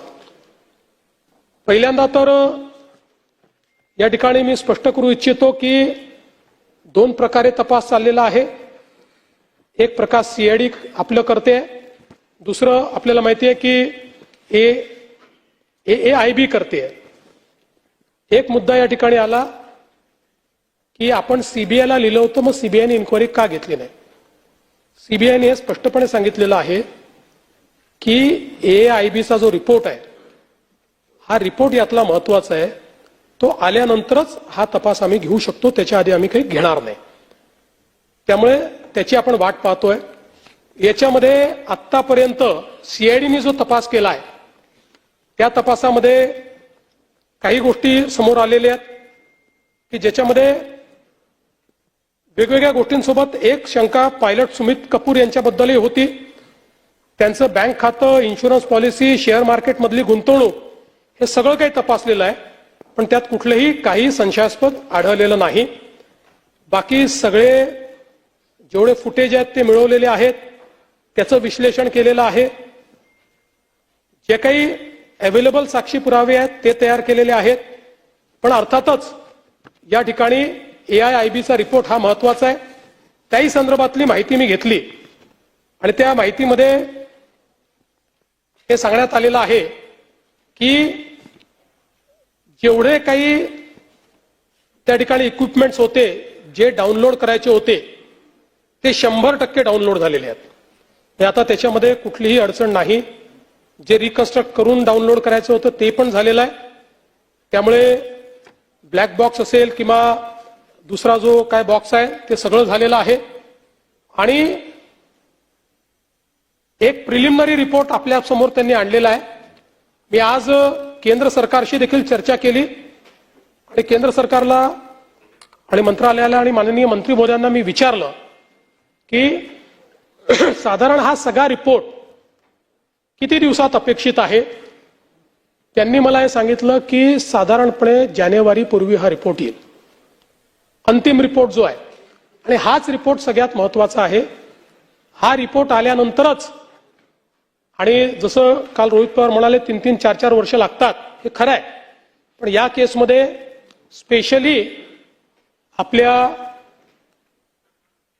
केंद्र सरकारने विनंती केली आहे, कारण परदेशातले सगळे तज्ज्ञ याच्यात घेतलेले आहेत, अमेरिकेतली एजन्सी आपण याच्यामध्ये घेतलेली आहे, आणि म्हणून त्यांना विनंती केली आहे आणि त्या सगळ्यांनी ते मान्य केलं आहे.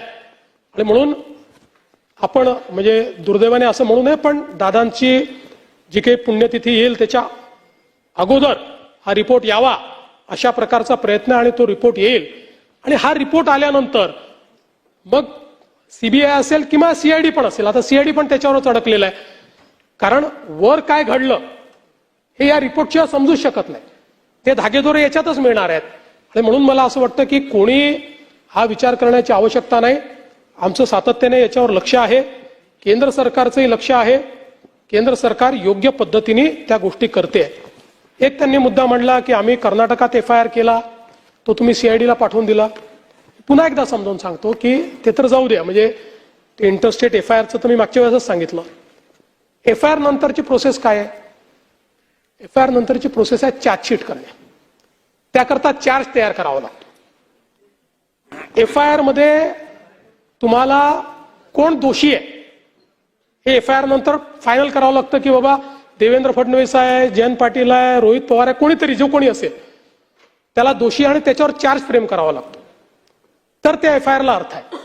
तो चार्ज फ्रेम करण्याकरता पहिल्यांदा तुम्हाला इनिशियली कोण दोषी आहे हे ठरवावं लागेल. ते जोपर्यंत AIIBचा रिपोर्ट येत नाही तोपर्यंत तुम्ही ठरवू शकत नाही. आणि म्हणून हा जो काही या ठिकाणी म्हणजे तुम्हाला वाटतं तुम्ही पायलटवर करा म्हटलं, तो रोहित काय नाव तुझं, तो कंपनीचा मालक त्याच्यावर करा म्हटलं, तुम्हाला त्याच्याकरता ही प्रिलिमिनरी इन्क्वायरी लागेल ना. आणि प्रिलिमिनरी जो काही आता जो पहिला रिपोर्ट आला त्याच्या आधारावर करता येतं का? नाही करता येत. त्यामुळे फायनल रिपोर्ट तुम्हाला यावा लागेल. भावना महत्वाचीच आहे, पण शेवटी कायदा भावनेने चालत नाही. उद्याला कोर्टात गेला, कोर्टातनं 1 मिनिटात कोर्ट सांगेल की असं कसं तुम्ही केलं, आणि मग चपराक बसेल आपल्याला. म्हणून मी पुन्हा सांगतो, या प्रकरणाचं सत्य बाहेर आल्याशिवाय आम्ही चूप बसणार नाही. काही झालं तरी ते सत्य बाहेर आणू. त्याकरता त्याचा जो काही योग्य पाठपुरावा आहे तो पाठपुरावा देखील करू. खरात प्रकरणाचा देखील उल्लेख या ठिकाणी झाला. त्याच्यामध्ये एकूण 14 प्रकरणं होती. त्यातले 9 प्रकरणांमध्ये खरात आरोपी आहेत.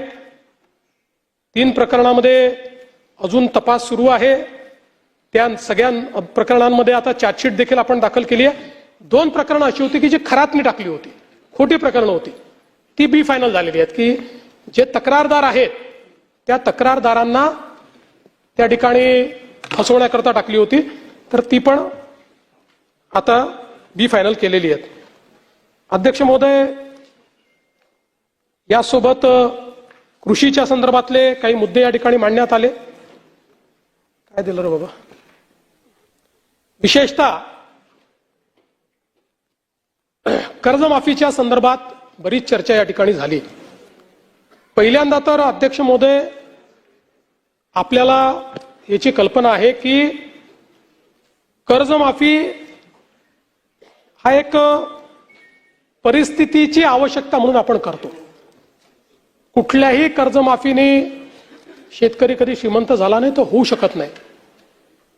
पण त्यावेळी शेतकऱ्याला क्रेडिटवरती बनवायचं, जेणेकरून त्याला सावकाराकडे जावं लागणार नाही, हे एक महत्वाचं उद्दिष्ट आपल्या कर्जमाफीचं असतं. आणि मी पुन्हा एकदा सांगतो की आम्ही विधानसभेच्या निवडणुकीच्या वेळी हा शब्द दिला होता, आम्ही कर्जमाफी करू.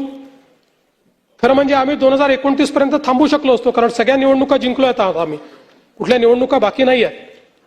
पण आम्ही तसं केलं नाही. आम्ही ठरवलं की शेतकरी अडचणीत असेल तर त्याला कर्जमाफी दिली पाहिजे, आणि कर्जमाफीचा निर्णय आपल्या सरकारने केला. आता याच्यामध्ये आपण काय काय केलं तर कर्जमाफी असेल, एकवेळ समझोता असेल, प्रोत्साहनपर लाभ असेल. खरं म्हणजे एक गोष्ट मला अजून लक्षात आणून दिली पाहिजे की या कर्जमाफीच्या व्यतिरिक्त दरवर्षी हे सरकार आहे महायुतीचं 25,000 कोटी रुपये वीज माफीची देतं शेतकऱ्यांना. 25,000 कोटी रुपये दरवर्षी. हे पैसे भरावे लागतात, हे माफ नाही होत, हे भरावे लागतात दरवर्षी. पहिल्या वर्षी 20,000 कोटी, 22,000 कोटी, 25,000 कोटी हे पैसे आपण भरतो. आणि एकूण जर आपण कृषी विभागाचा आजचा आउटले बघितला, सगळं मिळून वेगवेगळ्या योजना आणि देणाऱ्या सबसिडी, तर तो 95,000 कोटी रुपयाचा आहे. 95,000 कोटी रुपये. आणि हा कर्जमाफीचा निर्णय आपण घेतला. आपण राष्ट्रीयकृत बँका, व्यापारी बँका, खाजगी बँका, जिल्हा मध्यवर्ती सहकारी बँक सगळ्यांची बैठक घेतली आणि या ठिकाणी त्याच्या आधारावर सगळा डेटा घेतला आणि त्यानंतर मिळालेल्या माहितीच्या आधारावर पुण्यश्लोक अहिल्यादेवी होळकर शेतकरी कर्जमुक्ती योजना आपण तयार केली. आता असं देखील म्हणण्यात आलं की 12-13 हजार कोटीचाच लाभ मिळेल आणि 36 लाख शेतकऱ्यांवर अन्याय होईल. हे विधान पूर्णपणे चुकीचं आहे, हे योग्य नाही आहे. खरं तर 56 लाख शेतकऱ्यांना 36,585 कोटीचा लाभ देणारी ऐतिहासिक अशा प्रकारची योजना आहे. आता मी आपल्या लक्षात आणून देतो,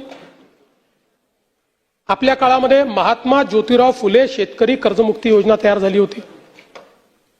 यामध्ये केवळ अल्पमुदत पीक कर्ज आणि पुनर्गठित कर्जासाठी 2 लाख रुपयापर्यंत ही योजना तयार केली होती.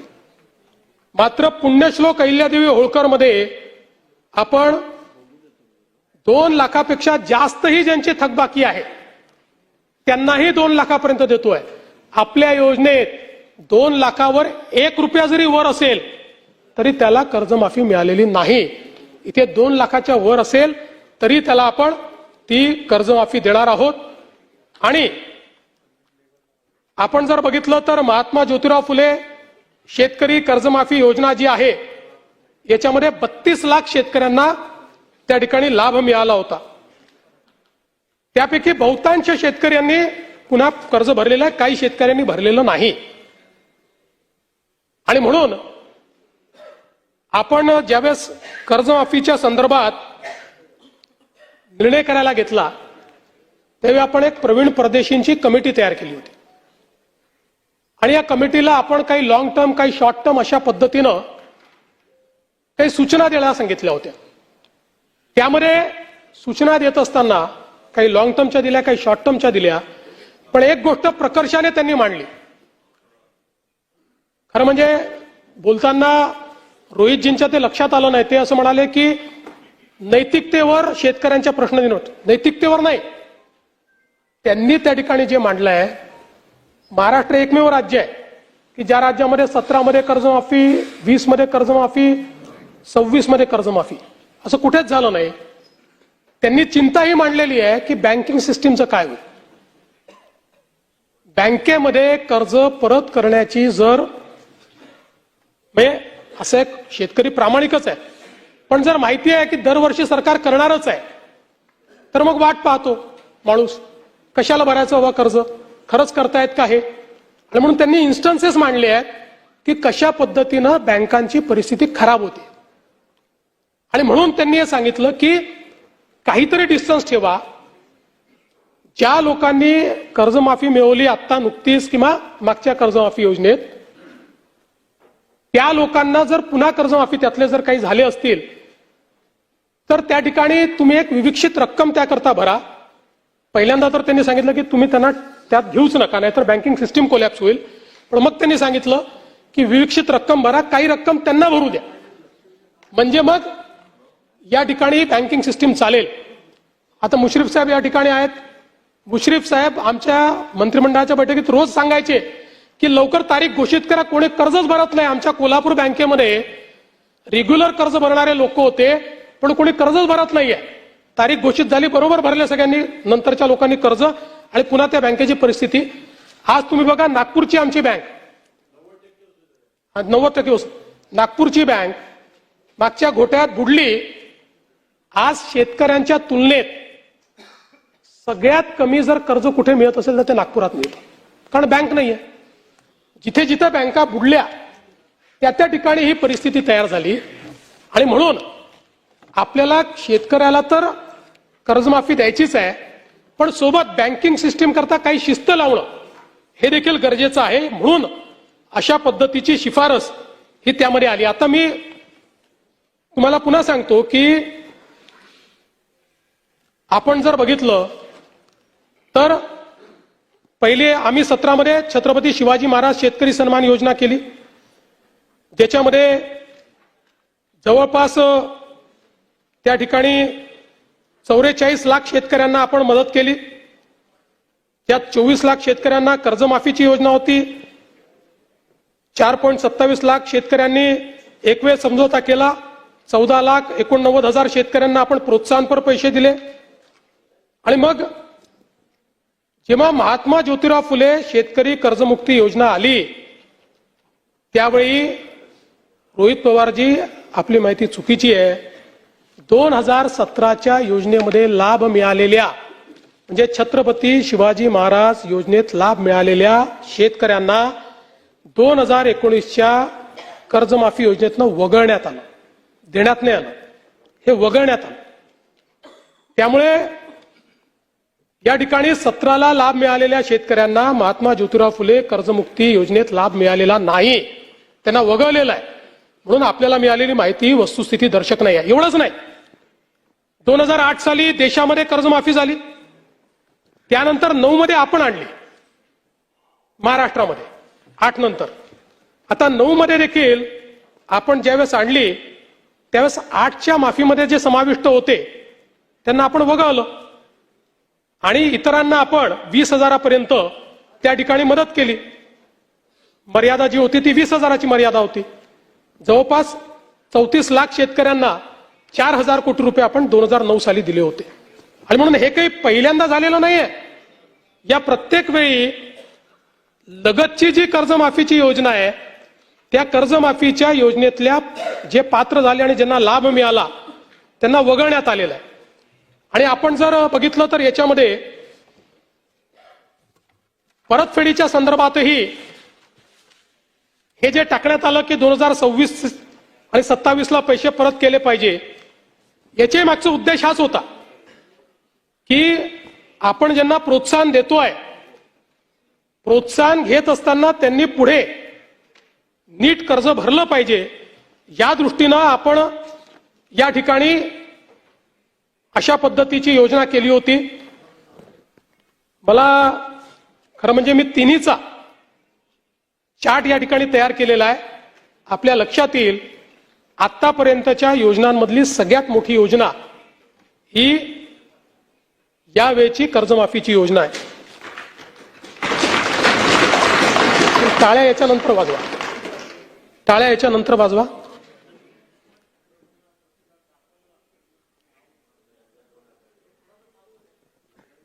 सातत्याने या संदर्भात अटी शर्ती आहे तशी मागणी होत होती. आज जवळपास आमच्या रणधीर सावरकरांच्या नेतृत्वात महायुतीचे सर्व आमदार मला भेटले आणि त्यांनी सगळ्यांनी मागणी केली की ही 50,000ची अट तुम्ही काढून टाका. त्यावेळी त्यांनाही मी आकडेवारी दाखवली.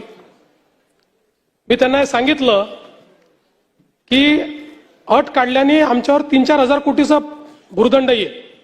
फार येईल असं नाही, 4,000 कोटीचा येईल, 5,000 कोटीचा येईल, पण शिस्तीचा भाग म्हणून ही आणलेली आहे. मी त्यांना दाखवलं की समजा 1 लाखापर्यंत नेली तर 2 लाखच शेतकरी असे राहतात की ज्यांच्यावर त्या ठिकाणी त्यांना याचा फायदा मिळत नाही.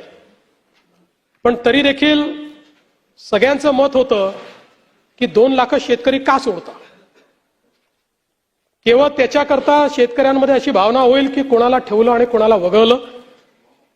त्यामुळे मी आर्थिक शिस्त सांगत होतो आणि ते लोक मला हे सांगत होते की आपण व्यापक विचार केला पाहिजे आणि शेवटी लोकशाही आहे, त्यामुळे लोकशाहीमध्ये त्यांचा व्यापक विचार मी मान्य केला. आणि आता हे जे महात्मा फुले कर्जमाफी योजनेतले जे लोक होते ज्यांना 50,000 रुपयापर्यंत आपण म्हटलं होतं त्यांनाही 2 लाखापर्यंत कर्जमाफी झाली.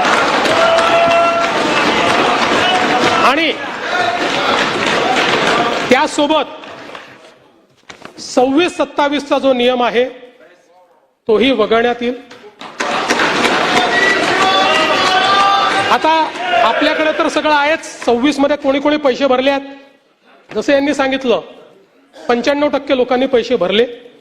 त्यामुळे आता त्याच्या आधीच्या 3 वर्षातले कुठलेही 2 वर्ष ज्यांनी रेग्युलर भरलेले आहेत ते सगळे लोक याकरता पात्र होतील. पुन्हा सांगतो, पहिल्यांदा राज्य सरकारने हा निर्णय घेतलाय, यापूर्वी कधीही असा निर्णय झालेला नाही.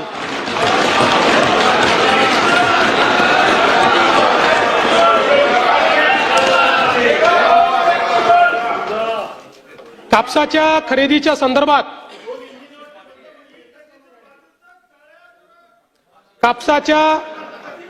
खरेदी संदर्भातही 7,710 प्रति क्विंटल या आधारभूत किमतीवर आपण 136 लाख क्विंटल कापूस खरेदी केलाय आणि त्याकरता 10,883 कोटी रुपयाची चुकारे हे त्या ठिकाणी दिलेले आहेत.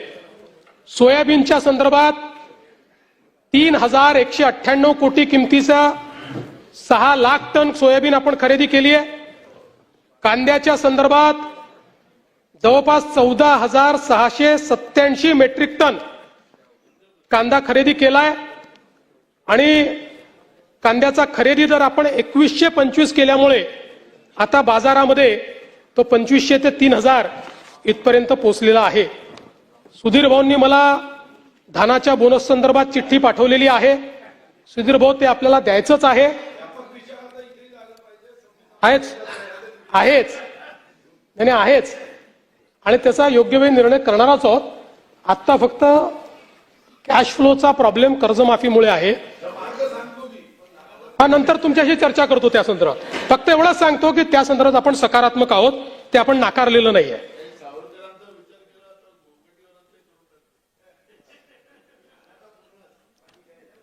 अध्यक्ष महोदय, काही सदस्यांनी हे जे काही लोड शेडिंग आमच्याकडे होतंय असं त्या ठिकाणी मांडलं. मुळामध्ये कुठेही लोड शेडिंग नाहीये. 32,000 मेगावॅटची मागणी यावेळेस आपण पूर्ण केली. केवळ 2 दिवस आपण जेव्हा आपले काही संच बंद पडले होते त्यावेळेस आपण त्या ठिकाणी 500 मेगावॅट कमी होतो. पण हे खरं आहे की ग्रामीण भागामध्ये काही ठिकाणी लोकांना वीज मिळत नाही. याचं कारण असं होत आहे की आपण फिडर सेपरेशन केलेलं आहे आणि जे लोक अजूनही कृषी फिडरवर आहेत, पूर्वी त्यांना प्रॉब्लेम नव्हता. पूर्वी कृषी फिडरवर रात्रीच वीज मिळायची, दिवसा अर्धे दिवस, अर्धे रात्री पूर्ण दिवस. आता आपण 76% कृषी फिडरला दिवसा वीज देतोय, 76%. फक्त 24% राहिलेली आहे. आपण जो या ठिकाणी सांगितलं होतं की दिवसा वीज देऊ शेतकऱ्यांना 76%वर, ते 76%ना आपण दिवसा दिल्यामुळे रात्री आपण वीज बंद करतो. आणि ती बंद केल्याबरोबर जे कृषी फिडरवर आहेत त्यांना ती लोड शेडिंग वाटतं. ते लोड शेडिंग नाहीये. त्यांना गावठाण फिडरवर जावं लागेल. ते मायग्रेशन आपण सुरू केलेलं आहे. अशा सगळ्या केसेस आयडेंटिफाय करून त्यांना जे गावठाणाचं फिडर आहे त्या फिडरवर नेण्याचं काम देखील आता मोठ्या प्रमाणात आपण करतो. नाही, थोडे बहुत त्याच्यामध्ये आता जसं मी उदाहरण सांगतो की वसई विरारला आता 3 दिवस आपण लाईट बंद ठेवले, 3 दिवस ठेवावे लागले. आता त्यातनं हे लक्षात आलं आतापर्यंत जे लो लाईंग एरिया वाटत नव्हते तेही आहेत, आता तिथेही आम्ही योजना करतो आणि सगळं पॉवर इन्फ्रास्ट्रक्चर हे उंचीवर तयार करायचं, स्टेज करायचं आणि त्याच्यावर उंचीवर तयार करायचं. अशा पद्धतीनं आता जेवढा भाग बुडलेला होता त्या सगळ्या भागात आम्ही ते चेंज करण्याचा प्रयत्न करतो. त्यामुळे मला असं वाटतं की या संदर्भातही हो पूरपट्ट्यातही ते करतोय आपण. हा बोलणार आहे त्याच्यावर काळजी करू नका. स्मार्ट मीटरचं स्मार्ट मीटर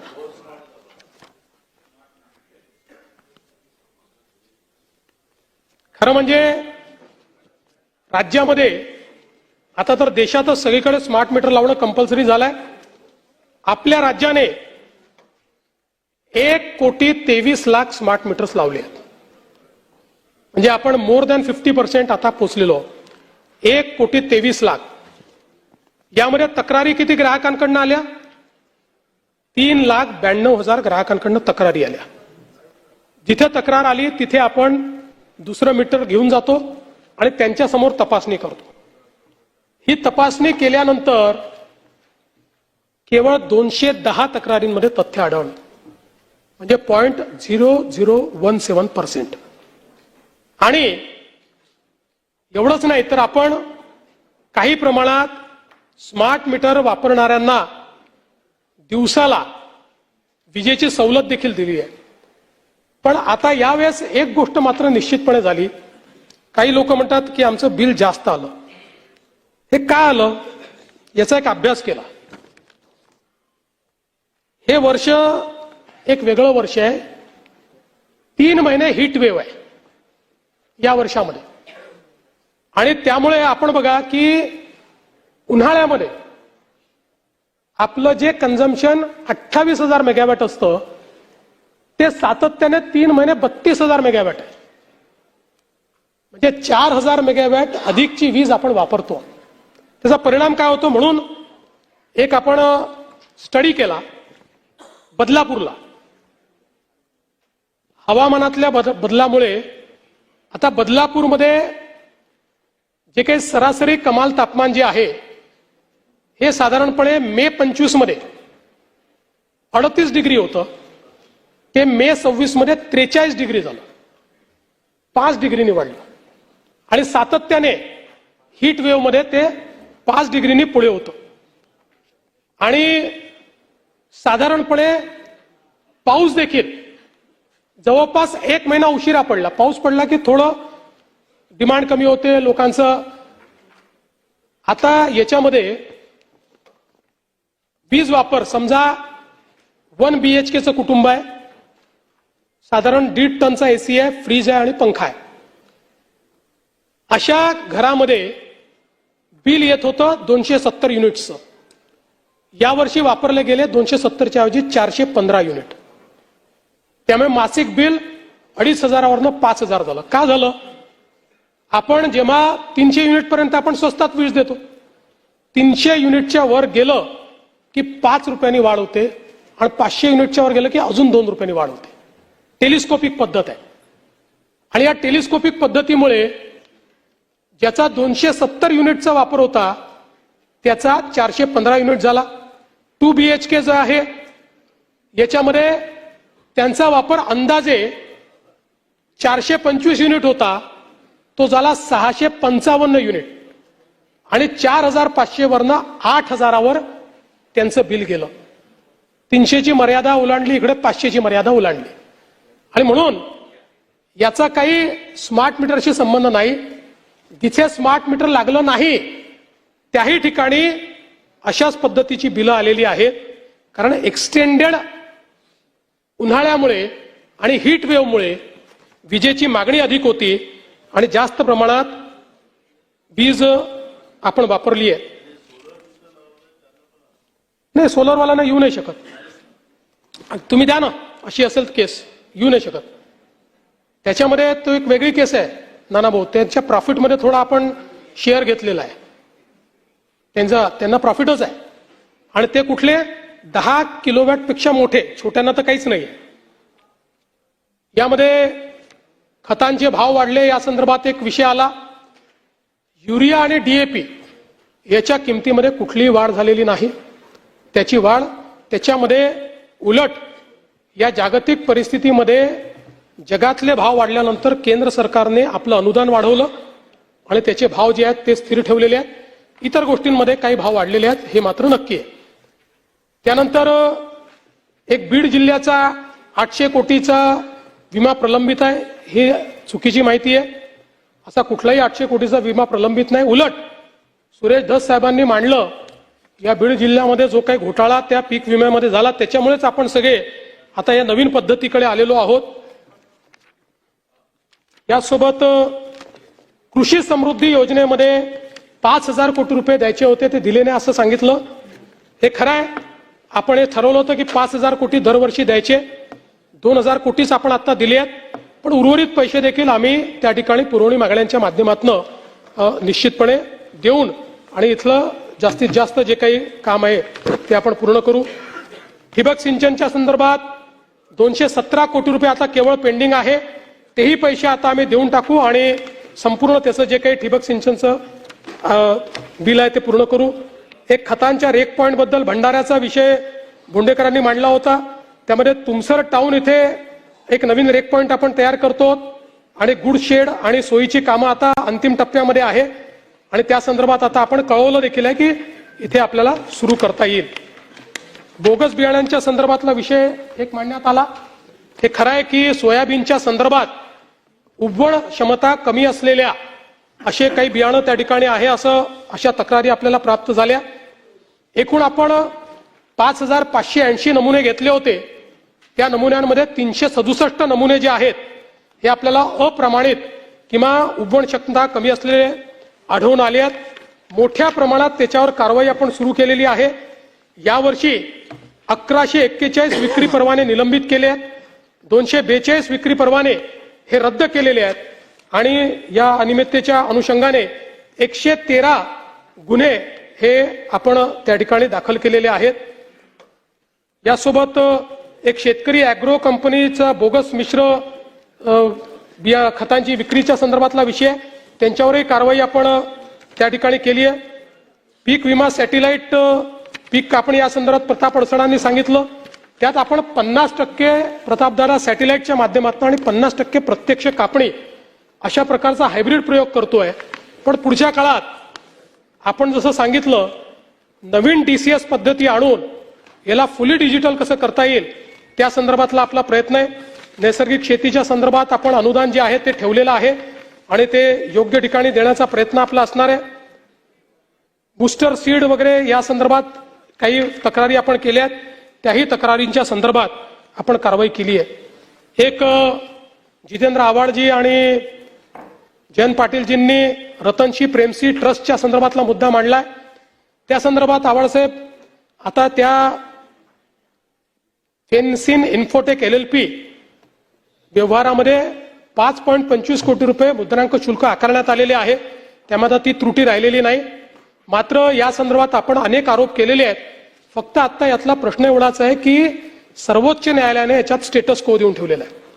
त्यामुळे त्या स्टेटस कोमुळे याही बाजूने नाही त्याही बाजूने कुठली कारवाई त्याच्यामध्ये करता येत नाहीये. तथापि आपण काही नवीन मुद्दे मांडले, त्या मुद्द्यांचीही दखल घेऊन त्यावर योग्य ती कारवाई ही आपण निश्चितपणे करू आणि आपण मांडलेल्या ज्या गोष्टी आहेत त्या लॉ अँड ज्युडिशरी विभागाला पाठवून त्यांच्या मार्फत तेच सांगतो की लॉ अँड ज्युडिशरी मार्फत ते चॅरिटी कमिशनरकडे पाठवण्यात येतील. नाही तसा लावता येत नाही ना, म्हणजे आपल्याला काय हा कायदा आपल्याला माहिती आहे. या कायद्यामध्ये आपल्याला डायरेक्ट ऍडमिनिस्ट्रेटर लावायचा अधिकार नाही आहे. आपल्याला फक्त या तक्रारी चॅरिटी कमिशनरला पाठवाव्या लागतात. चॅरिटी कमिशनर जे आहेत ते स्वतः जज असतात, ते सेशन्स जज असतात, त्यामुळे ते त्या संदर्भातली सुनावणी घेत असतात. एक प्रवीण दटके आणि नानाभाऊ तुम्ही देखील जे प्रदूषण आपल्या वैनगंगेत होतं तो मुद्दा मांडला. तर दटके साहेब आपल्याला दोघांनी सांगतो की आता नाग नदी जलशुद्धीकरण प्रकल्प सुरू झालेला आहे. 2400 कोटी रुपये आपल्याला जायकाच्या माध्यमातून मिळालेले आहेत. या संदर्भात नवीन सांडपाणी प्रक्रिया केंद्र, 520 किलोमीटरच्या लाईन्स आणि 7 पंपिंग स्टेशन आपण उभारतो. नाही, ते केलं तरच याचं पूर्ण आंतरराष्ट्रीय संस्थेने त्याचा अहवाल तयार केला आहे. तथापि आपलंही आपण म्हणणं त्याच्यामध्ये निश्चितपणे ऐकून घेऊ. तिरी आणि मिशीच्या संदर्भातला विषय आहे, तो निश्चितपणे लक्ष घालण्यात येईल. नळगंगा वैनगंगा नदीजोड प्रकल्प, आता हा प्रकल्प जो आहे CWC कडे गेलाय, त्याची मान्यता मिळेल. बाकी सगळ्या मान्यता झालेल्या आहेत आणि याच वर्षी या प्रकल्पाची सुरुवात करण्याचा राज्य सरकारचा प्रयत्न असेल, ज्यामध्ये पहिल्या टप्प्यामध्ये कॅनाल आणि 14 जे एक्झिस्टिंग स्ट्रक्चर्स आपले जे आहेत हे मोठे करायचे आहेत, त्याची हाईट वाढवायची आणि त्याचं स्टोरेज वाढवायचं आहे आणि दुसऱ्या टप्प्यात 24 नवीन स्टोरेजेस करायचे आहेत. अशा दोन्ही गोष्टी या ठिकाणी निश्चितपणे करण्याचा राज्य सरकारचा मानस आहे. या व्यतिरिक्तच्याही जेवढ्या नदीजोड प्रकल्प आहेत हे सगळे आता अंतिम टप्प्यामध्ये आहेत, DPR स्टेजमध्ये आहेत. यांचा DPR झाला की त्यालाही CWC ची मान्यता जी आहे ती मान्यता आपण त्या ठिकाणी घेऊ. सुरेश धस साहेबांनी देखील काही मुद्दे मांडलेले आहेत, त्या सगळ्या मुद्द्यांवर येत नाही. मला असं वाटतं या सगळ्या मुद्द्यांचं योग्य ते जे काही उत्तर आहे ते मी या ठिकाणी देईल. माननीय जयंतरावांनी काही सांगलीतल्या 2-3 केसेस मांडलेल्या आहेत, तर त्या संदर्भात मी जयंतराव निश्चितपणे त्याची माहिती घेतलेली आहे. मला वाटतं आलेली आहे बहुतेक माझ्याकडे. एकतर तुम्ही हा डोंबिवलीचा विषय मांडला जो नगरसेवकाचा रमेश सुक्रे म्हात्रे, तर त्या संदर्भात त्यांना अटक केलेली आहे आणि आत्ताच त्यांना कोर्टाने 3 दिवसाचा रिमांड दिलेला आहे आणि आता ते पोलीस कस्टडीमध्ये त्या ठिकाणी आहेत. दुसरं, विलास वाघमारे दुहेरी हत्याकांड आणि दादासाहेब वाघमारे यांचं अपहरण, या संदर्भात गुन्हा त्या ठिकाणी दाखल झालेला आहे. ही घटना मला असं वाटतं पहिली घटना जी आहे ती 2023ची आहे आणि जे जुने आरोपी आहेत 26चे आरोपी पकडले आहेत, पण जुन्या आरोपींचा 26च्या घटनेत तर तेच सांगतोय की आतापर्यंतच्या तपासात जुन्या आरोपींचा त्या साक्षीदाराच्या हत्येत अजूनपर्यंत काही सहभाग आला नाही. ही वेगळी केस आहे, पण तथापि याची जी काही चौकशी आहे ती चौकशी ही निश्चितपणे आपण करू. खरं म्हणजे अनेक विषय आपल्या समोर आलेले आहेत. नाना भाऊ, त्याची पण मी माहिती घेतली. आता ठीक आहे, आता तुम्ही म्हटलं तर तुम्ही सांगितलेलं सत्य मानून त्या संदर्भात पुन्हा माहिती घेईल. माझ्याकडे आलेली माहिती जरा वेगळ्या पद्धतीची आहे, पण शेवटी नाना भाऊ बोलल्यात तर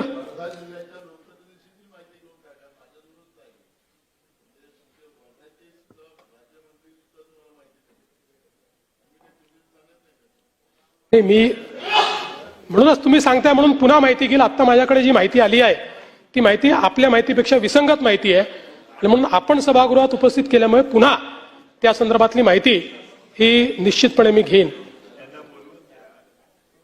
खरं म्हणजे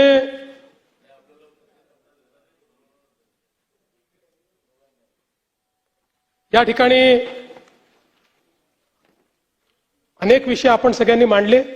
सगळ्या विषयांना इथे उत्तर देणं काही शक्य नाहीये. ज्या विषयांना उत्तर देणं शक्य होतं ते विषय मी मांडलेले आहेत. कोणाला अजून काही माहिती पाहिजे असेल तर मला भेटून देखील ते माहिती या ठिकाणी घेऊ शकतात.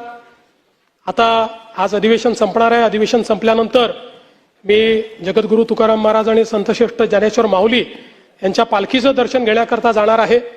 त्यामुळे जाताना एवढंच सांगतो, शेतकरी, वारकरी, कष्टकरी हेच महाराष्ट्राचे खरे वैभव. शेतकरी, वारकरी, कष्टकरी हेच महाराष्ट्राचे खरे वैभव. त्यांचा श्रम, श्रद्धा, त्यागातूनच फुलतो विकासाचा गौरव. या मातीतल्या प्रत्येक हाताला आम्ही देऊ नवी ताकद, नवा आधार. त्यांच्याच आशीर्वादाने देऊ महाराष्ट्राला नवाचार आणि नवा आकार. धन्यवाद. जय हिंद. घुसखोरीला आळा, गुन्हे कार्यपद्धती, सायबर सुरक्षा, माहिती संकलन या सगळ्या गोष्टींमध्ये AI चा वापर याच्यावर भर दिलेला आहे. अत्याधुनिक शस्त्र, विशेष वाहने, हॉवरक्राफ्ट, स्पीड बोट, floating jetty, drone, radar, transponder, दळणवळण यंत्रणा, तंत्रज्ञानाची जोड अशा सगळ्या गोष्टींकरता याच आपण अधिवेशनामध्ये या पुरवणी मागणीला मान्यता देखील दिलेली आहे. त्यामुळे पोलिसांना त्या ठिकाणी आपण ते मोठ्या प्रमाणात आधुनिकीकरण करणार आहोत. पोलिसांच्या घरांकरता डीजी लोन हे आपण पुन्हा सुरू केलं आणि 12 मे रोजी 1768 कोटी रुपयांना मान्यता दिली. जवळपास 5115 पोलिसांना 1759 कोटी रुपये वितरित केलेले आहेत. आणि यासोबत मोठ्या प्रमाणात आपल्या पोलीस गृहनिर्माणच्या माध्यमातून जवळपास 9762 निवासस्थानं जे आहेत यांचे कामं चाललेली आहेत आणि जवळपास 447 निवासस्थानांच्या निविदा या प्रसिद्ध झाल्या आहेत आणि 14,000 निवासस्थानं ही त्या ठिकाणी विविध टप्प्यावर आहेत. आमचे कालिदासजी कोळंबकर सातत्याने आहेत ते त्यांना माहिती आहे मी भाषण करणार त्यामुळे ते जाणार नाही. पोलिसांच्या मालकीच्या घरांचा प्रश्न मांडत असतात. आपण बीडीडी चाळीमध्ये पोलिसांना मालकीची घरं दिल्यापासनं मोठ्या प्रमाणात इतरही पोलिसांना वाटतं की तितके वर्ष आमचे झाले आहेत आम्हालाही दिलं पाहिजे. त्या संदर्भात काही कोर्टाच्या केसेस देखील आहेत. पण किमान टप्प्याटप्प्याने पोलिसांना काही प्रमाणात तरी आपल्याला मालकी हक्काची घरं कशी देता येतील. जसं आपण डीजी लोन दिलंय ते लोन मालकी हक्काचं घर घेण्याकरताच दिलंय. या संदर्भात कालिदासजी आम्ही पुढच्या 7 दिवसामध्ये एक उच्चस्तरीय समिती नेमतो आहोत. या समितीला आम्ही 3 महिन्याचा कालावधी देणार आहोत आणि 3 महिन्यामध्ये या समितीच्या माध्यमातून आपल्याला काय पोलिसांना मालकीची घरं देण्याकरता वेगवेगळ्या काय योजना करता येतील या संदर्भातला प्रयत्न आपण निश्चितपणे करू. पोलीस कुटुंब आरोग्य योजना याच्यामध्ये जवळपास 112 कोटीचा आपण लाभ दिलाय आणि 2023 नंतर 61 नवीन अशा प्रकारची पोलीस ठाण्यांची निर्मिती केली आहे. एक अजून महत्वाचा निर्णय आपण घेतलाय. मुंबईमध्ये आपल्याला माहिती आहे की सगळ्यात मोठं पोलीस दल मुंबईत आहे आणि मुंबईच्या पोलीस दलांकरता घरांचा प्रश्न तर आहेच. पण अस्तित्वात असलेली घरं आपण अलॉट केली आहे त्यातली ही 90% घरं जी आहेत ती छोटी आहेत. म्हणजे त्यांना जी देय घरं आहेत त्या देय घरांच्या एवढी ती घरं नाही आहेत. काहीतर आपल्याला माहिती आहे फार जुनी घरं आहेत आणि म्हणून आपण आता एक प्रकल्प हातामध्ये घेतलेला आहे की ज्याच्यामध्ये पोलीस दलातील अधिकारी अंमलदार यांच्यासाठी जी काही शासकीय घरं आहेत ती निर्माण करण्याच्या संदर्भात आम्ही मुंबईमध्ये पोलिसांची सगळी भूखंड शोधून काढली. अनेक चांगली मोक्याची भूखंड होती ती सगळी शोधून काढली आणि त्याच्यामध्ये जवळपास 74 महत्वाची मोक्याची भूखंड आपल्याला सापडलेली आहेत. या ठिकाणी जवळपास 40,000 शासकीय पोलिसांची निवासस्थानं तयार करण्याचा निर्णय हा मुंबईमध्ये आपण घेतलेला आहे. आणि त्यासोबत मुंबईतले पोलीस ठाणे जे आहेत त्यांची अवस्था आपल्याला कल्पना आहे की कशा पद्धतीची आहे. यामध्ये जवळपास 93 सुसज्ज एकसारखे म्हणजे चांगल्या पद्धतीनं सगळ्या सोयी असतील असे नवीन पोलीस स्टेशन्स देखील मुंबईमध्ये बांधण्याचं या प्रकल्पाच्या अंतर्गत आपण या ठिकाणी प्रस्तावित केलंय. एकूणच अध्यक्ष महोदय या ठिकाणी आता पोलिसांच्या घरांच्या संदर्भात अजून पुष्कळ माहिती आहे पण बराच अजून गोष्टी बोलायच्या असल्यामुळे सगळी माहिती मी देत नाही. एक नार्कोटिक्सच्या संदर्भात अजून मला महत्वाची गोष्ट या ठिकाणी सांगायची आहे की ह्याच्यामधला सगळ्यात महत्वाचा केमिकल आहे ब्रोमोफोर मिथाइल प्रोपिओफेनॉन.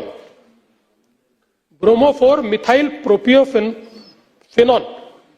आता हे केमिकल जे आहे MD बनवण्याकरता सगळ्यात महत्वाचं हे केमिकल आहे. पण हेच केमिकल आपल्या narcotic drugs and psychotropic substances act जी आहे त्या ऍक्टच्या अंतर्गत याचा समावेश नव्हता.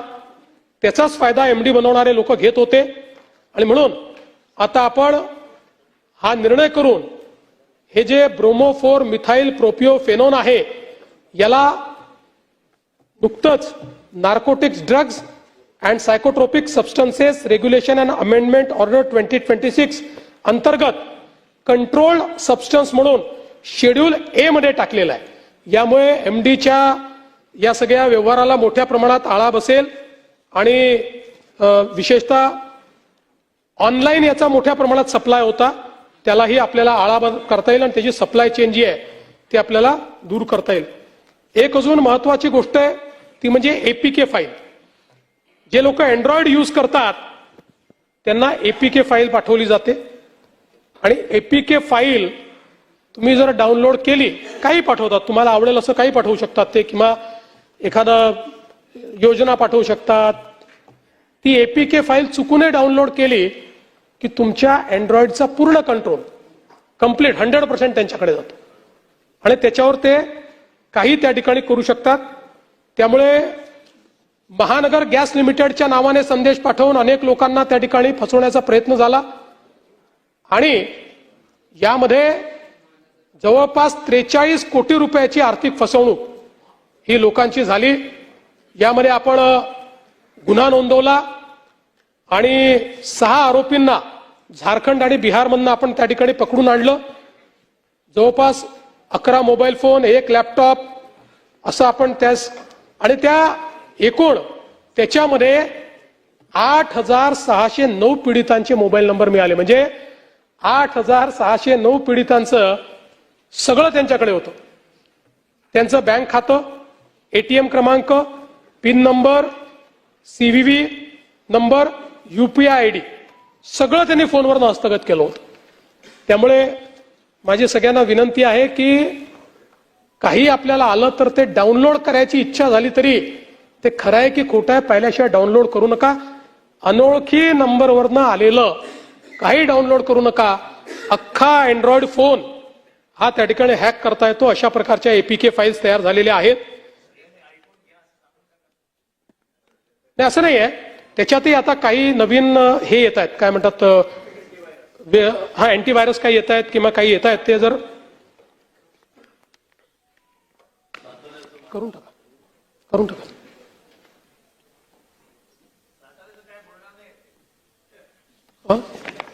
साताऱ्यात सगळं आलबेल आहे. तुमच्या मनाप्रमाणे काही घडणार नाहीये. तुमच्या मनाप्रमाणे काही घडणार नाहीये. आम्ही भाऊ एकत्रित आहोत.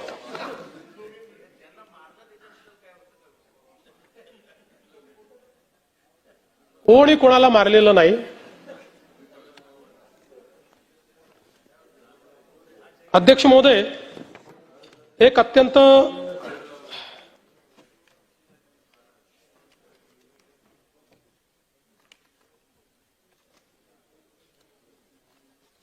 या संदर्भात हे तर मी सांगितलंय.